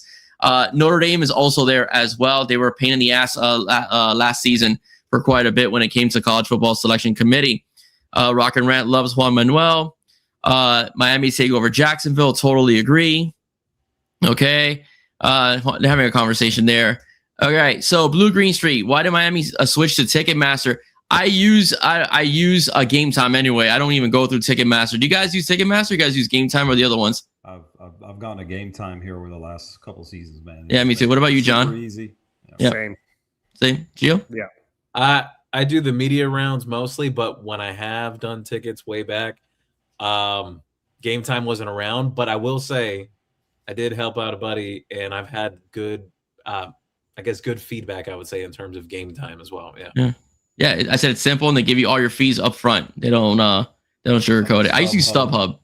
Yeah, dude, StubHub drills you with fees, though, bro. Like I know, but that was back in the day. Yeah. That was back in the day. I used to use StubHub before, but Ticketmaster's worse, man. A couple of years ago, it was only Ticketmaster and StubHub. Now with Game Time and stuff there, man. I mean, you got TickPick, and you got like there's a lot of different apps. It's not only Ticketmaster and StubHub now, but my go-to is Game Time now. Yeah, agree. I totally agree. Game Time is mine too. Sears better than Travis Hunter. Will John Q? I think he is. We'll see, man. I think he's a better athlete, to be frank with you. And that's saying a lot. I think Travis Hunter was a beast. as well. John, what do you think? Do you think Sears is better than Travis Hunter coming out of high school?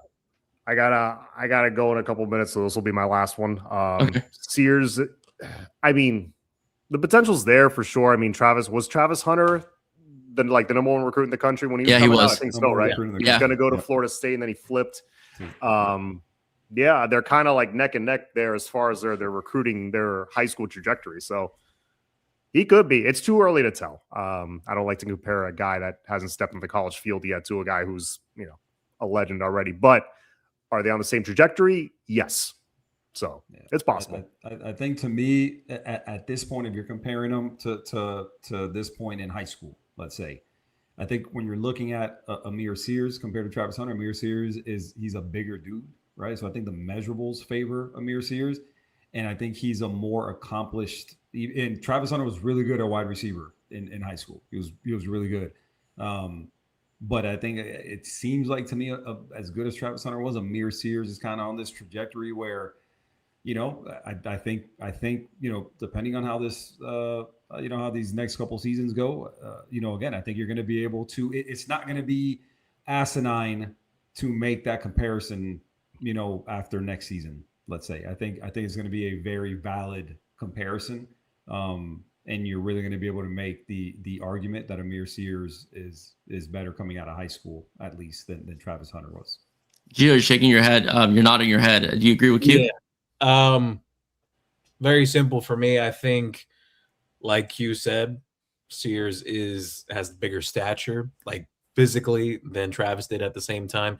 I do think Sears is a little bit more of the established cornerback of the two at the same stage of their careers. As going into your junior season and everything. So we'll see how it plays out over the years, but I do think Sears is on track to potentially finish as a number one overall prospect like Hunter did as well. Okay. No, Juan doesn't mean he's slow. I know what you're exactly talking about. Jeremiah is another one from Juan Manuel. Oh, I'm sorry about that. But before we go, you want to plug yourself a little bit?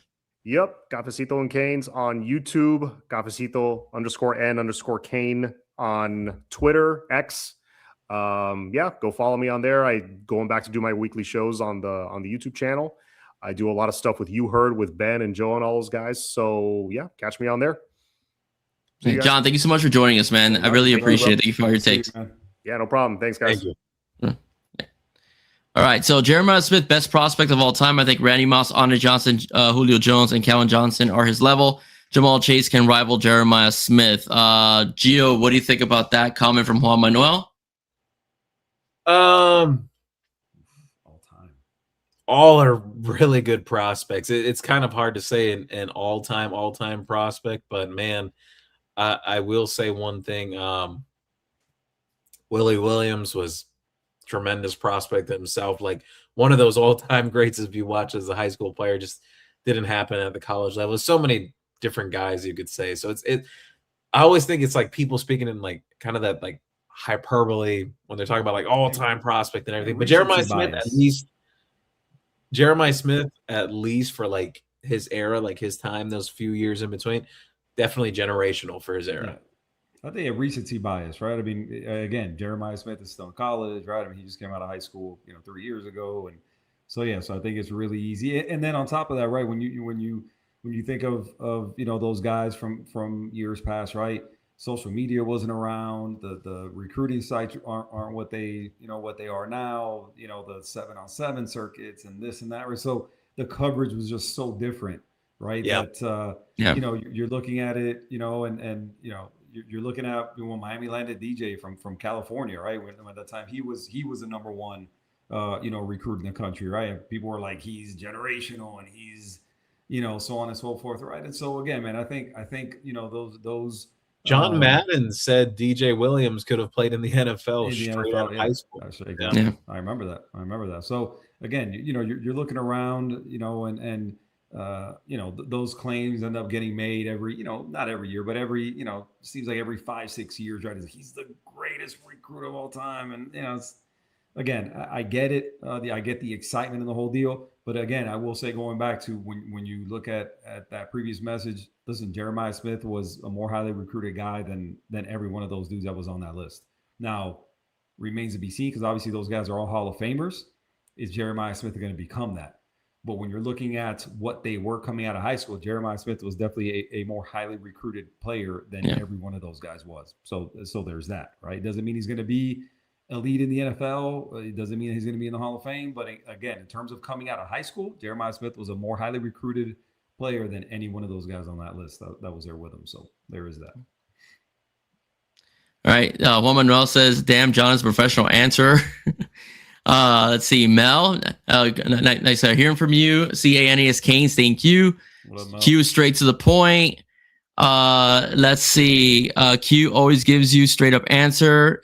Ronaldo, best of all time. That's okay, Hassan, that's your perspective. All right, let's see. Mel with CR7.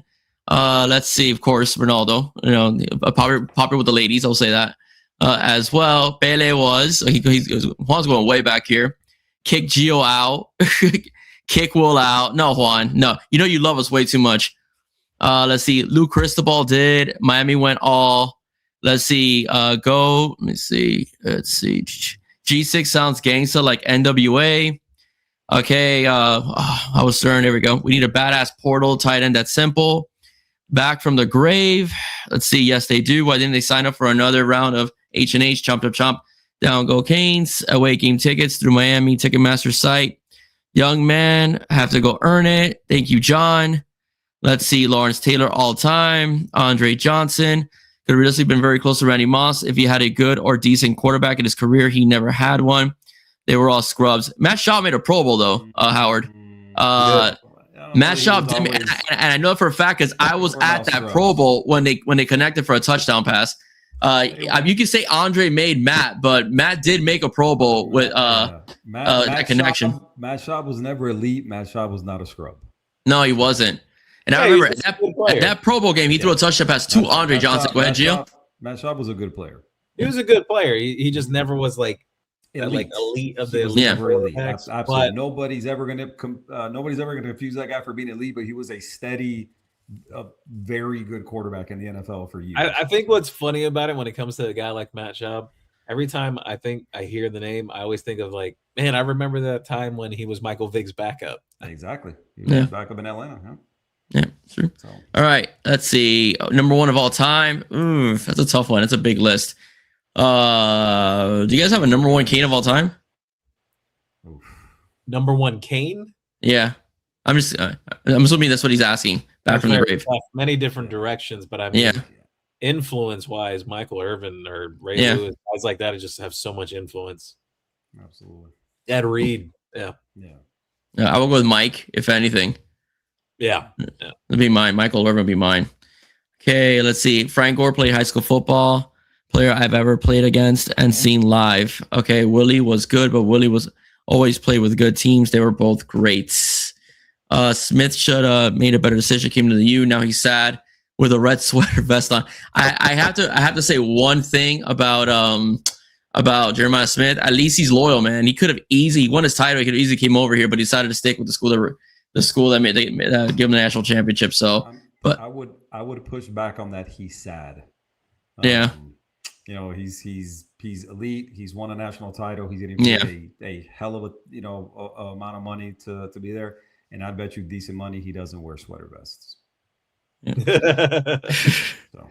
All right, Matt Schwab sucks. Howard Stern pushing back on us. Matthew was nothing if he didn't have Andre Johnson. Would never know that dude's name. He sucked. I'm like, listen, man, it's a team sport. You know, like again, he wasn't elite. You know, listen, a lot of Dan Marino haters used to say the same thing about Mark Clayton and Mark Duper.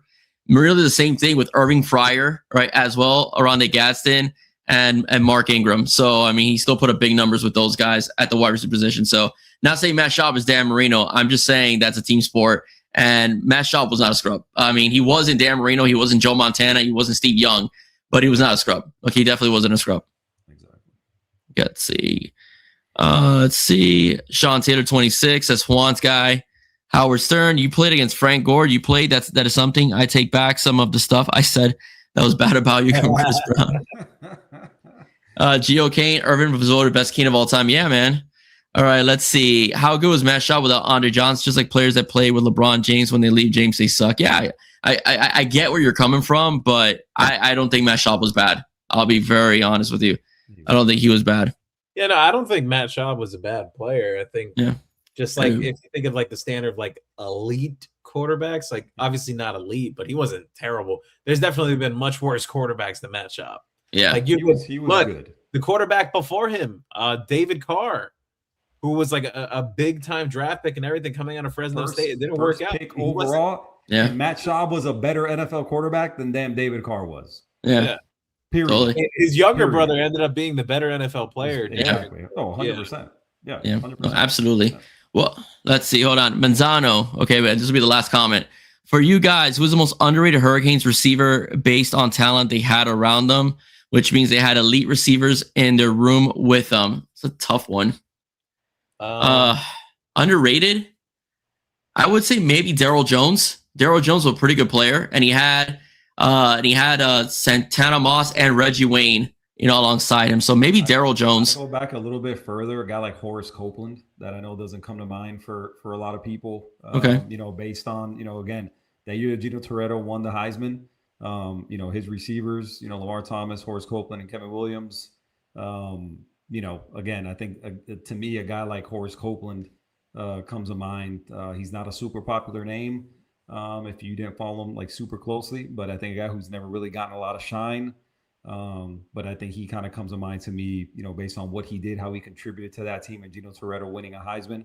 Horace Copeland to me is at the very top of that list of guys who don't get talked about, but who was a really good player. Yeah, I push back a little bit. I think Horace was pretty popular, at least what I remember.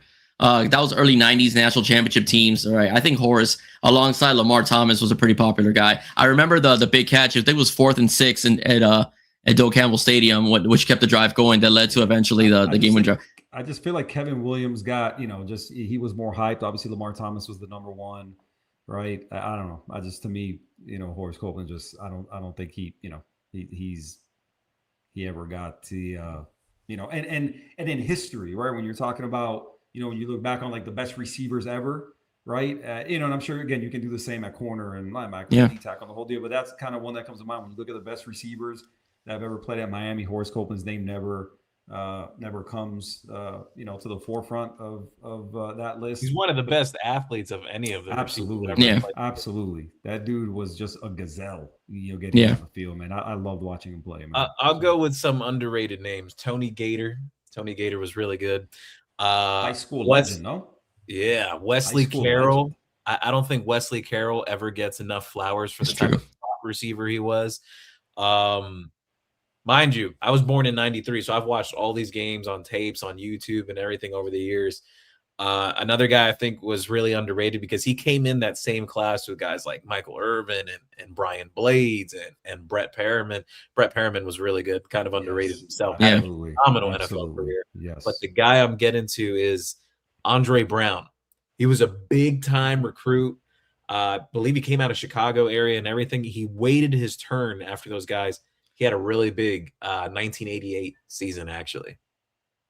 Okay. Yeah, dude, there's so many. Yeah. Again, you talk about, right there, man, Sonoris Moss, obviously, a guy who was good, but, played in his brother's shadow, landed in the NFL, played for a good while, and then went to do soap operas or something like that. But again, you could look at this, we're looking at the wide receiver position, and again, Gio, and Will, man, like every position throughout the course of time at Miami, you could make the same type of list and pick out a bunch of guys, right, who just don't come to the forefront, but were really good in the time that they were at Miami. Yeah. Sure. I just think like Daryl Jones. Daryl Jones played special teams. And he also played like what would be the slot position. Back they really didn't call it that back in the day. That was it. And but again, you had Reggie Wayne and Santana Moss, so that's why I kind of put that in that category. But I get it. It's a lot of guys. I mean, you could really talk about Team Chaplin now. Who's that? Yeah. Oh, Daryl Jones. Daryl Jones. Yes. Oh, really? I didn't know that. He is? I did see that. Yeah. See, I wouldn't see. Hey, Juan Manuel, I know see. So we're talking underrated, brother. When you talk about like a guy like Yatil Green, Philip Dorsett, those were first round picks, man. So I don't know. I don't know that I would go. I like his pick about Chris Jones, though. Chris Jones was Chris really Jones. good. Yes, I'll give you Chris Jones, but Yatil Green was injuries, but he was a first round pick. Yeah. AC Tellison. AC Tellison. Wow. Yeah. AC Tellison. Holy hell. He worked at FIU for a while, by the way, guys. Really? Yeah. AC Tellison?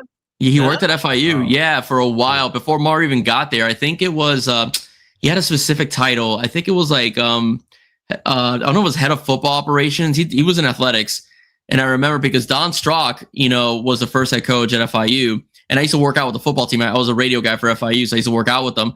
And he brought in a combination of former Canes and former Dolphins. Like Bernard Clark was DC, Leon Searcy was the O-line coach, Tony Nathan was a running backs coach. I'm starstruck, the weight room, like, watching all these guys, as well. Bruce Hardy was a tight ends coach. So he brought a combination. So the FIU football team was a combination of old Canes and old Dolphins, blended into one. So AC Tellin used to work for the FIU and in some form of capacity in athletics. Wow. I'm actually mind blown. I didn't know that one. Yeah, he did. He did. Gentlemen, thank you. A good strategy at the time to bring in those kind of guys, with those local ties and everything, for sure. Yeah. No, it's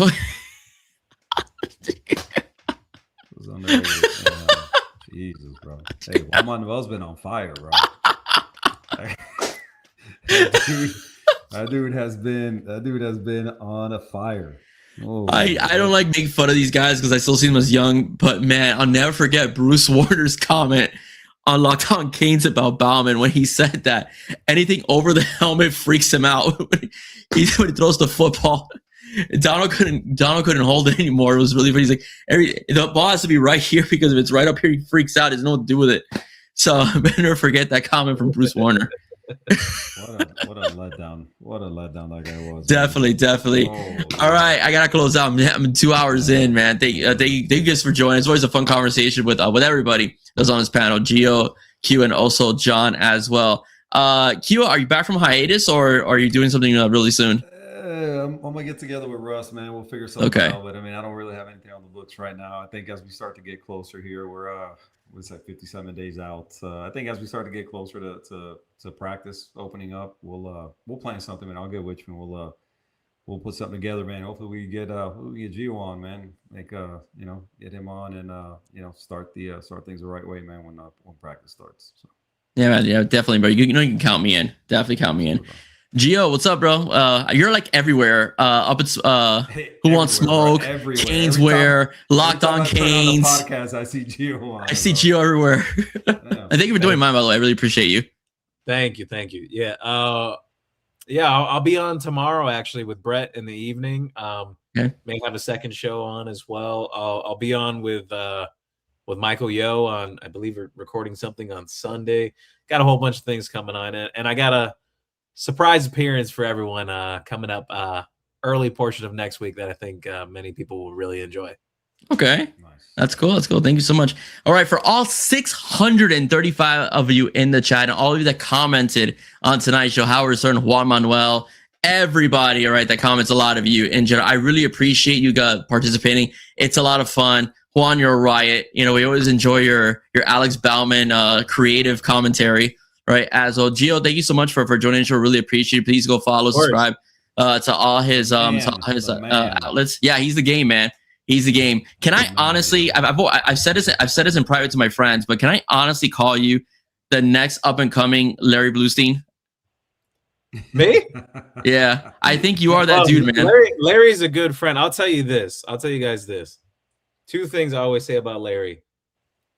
He's forgotten more football than people will ever remember because he's seen it all. Like, we're talking about Larry has seen guys like Ted Hendricks playing since like in high school and everything. Larry's seen everything. So one of the guys I respect the most in terms of just like talent and everything up close and personal. And the other thing, no one's got at least as far as I know, has the memorabilia collection that Larry has from actual games. Like, the programming. They used to give out these pamphlets for like the Dolphins and the Hurricanes games back in the Orange Bowl way back and everything. Oh my God, some of the stuff Larry has shown me, it's incredible. I love Larry. Larry's awesome. I'd love to see that collection. I would love to see that too. I bet that is really impressive. Reason why I say that, and of course I love Larry. I love what he brings to the table. Is because I feel like your knowledge of recruiting and your comment, your interviews, your commentary, and how connected you're with the university. I think that you're kind of in that trajectory as far as the passing of the torch. I would say I'm sure Larry would be like, I hope Larry's get mad at me for saying that. But I mean that I think you're awesome. And I really do think that, you bring a lot, as far as a fresh take and a fresh face, as far as recruiting goes, especially in the digital world, all right, as well. So that's pretty much why I would say that, I think that you're kind of like, I think you eventually reach that level of Larry. Yeah, no, Larry's awesome. I always enjoy coming up on his show on QAM and everything. He's a really great guy. Yeah. You're doing but again, job too, bro, for real. Like I definitely enjoy you being on the different pods I listen to, man. Yeah. With Don, yeah, I try to spread myself around and everything, and hop on different shows and whatnot. Look, I'm friendly. I don't bite people. I'll make any appearance. Yeah, I think I really appreciate that. My son, by the way, already knows you by name. Knows me? Really? Wow. Yeah, he does remember meeting you at Caneswear a couple of years ago when you're making an appearance. Caneswear, but he sees you. But I force him to watch Locked On Canes, and I force him to watch my show as well, because when I drive back from school or when I pick him up from his grandmother's house, in general, and he's like, "Who's that?" And he goes, "That's Dono." "Who's with Dono?" And I said, "That's Geo Milian. Do you know him?" I said, "Yes, I do." And he goes, "Can you call him on the phone?" I said, "No, I'm not going to bother Geo." Yeah, so yeah, man. Hey, so yeah, you can prove a point to him. You can call me. We can arrange it.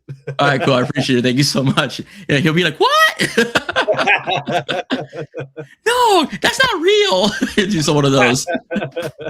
Anyways, enough man. All right, ladies and gentlemen, please like and subscribe to all their channels. All right, the I Hate Football podcast with Q, my good friend Q, and Geo Milian. Please subscribe to the Caneswear podcast, and also subscribe to Who Wants Smoke as well, and just watch him on every single appearance he makes on every single Buddy's podcast. Really appreciate have you here. And Juan, no, stop watching Sopranos, right? Juan, brother, I can't believe he commented. Relax, bro. I'm gonna lose it. Oh my God. Stop it. Stop watching The Sopranos, Juan. All right, in general, it's getting to your head. Okay, there's no Polly Walnuts on this cast. Okay, just to let you know. My face turned red from that. Ridiculous, bro. All right, guys, thank you so much, everybody. Have a good night. God bless. I think the show went off the rails. Okay. Night, guys. You guys take care, man. Bye bye.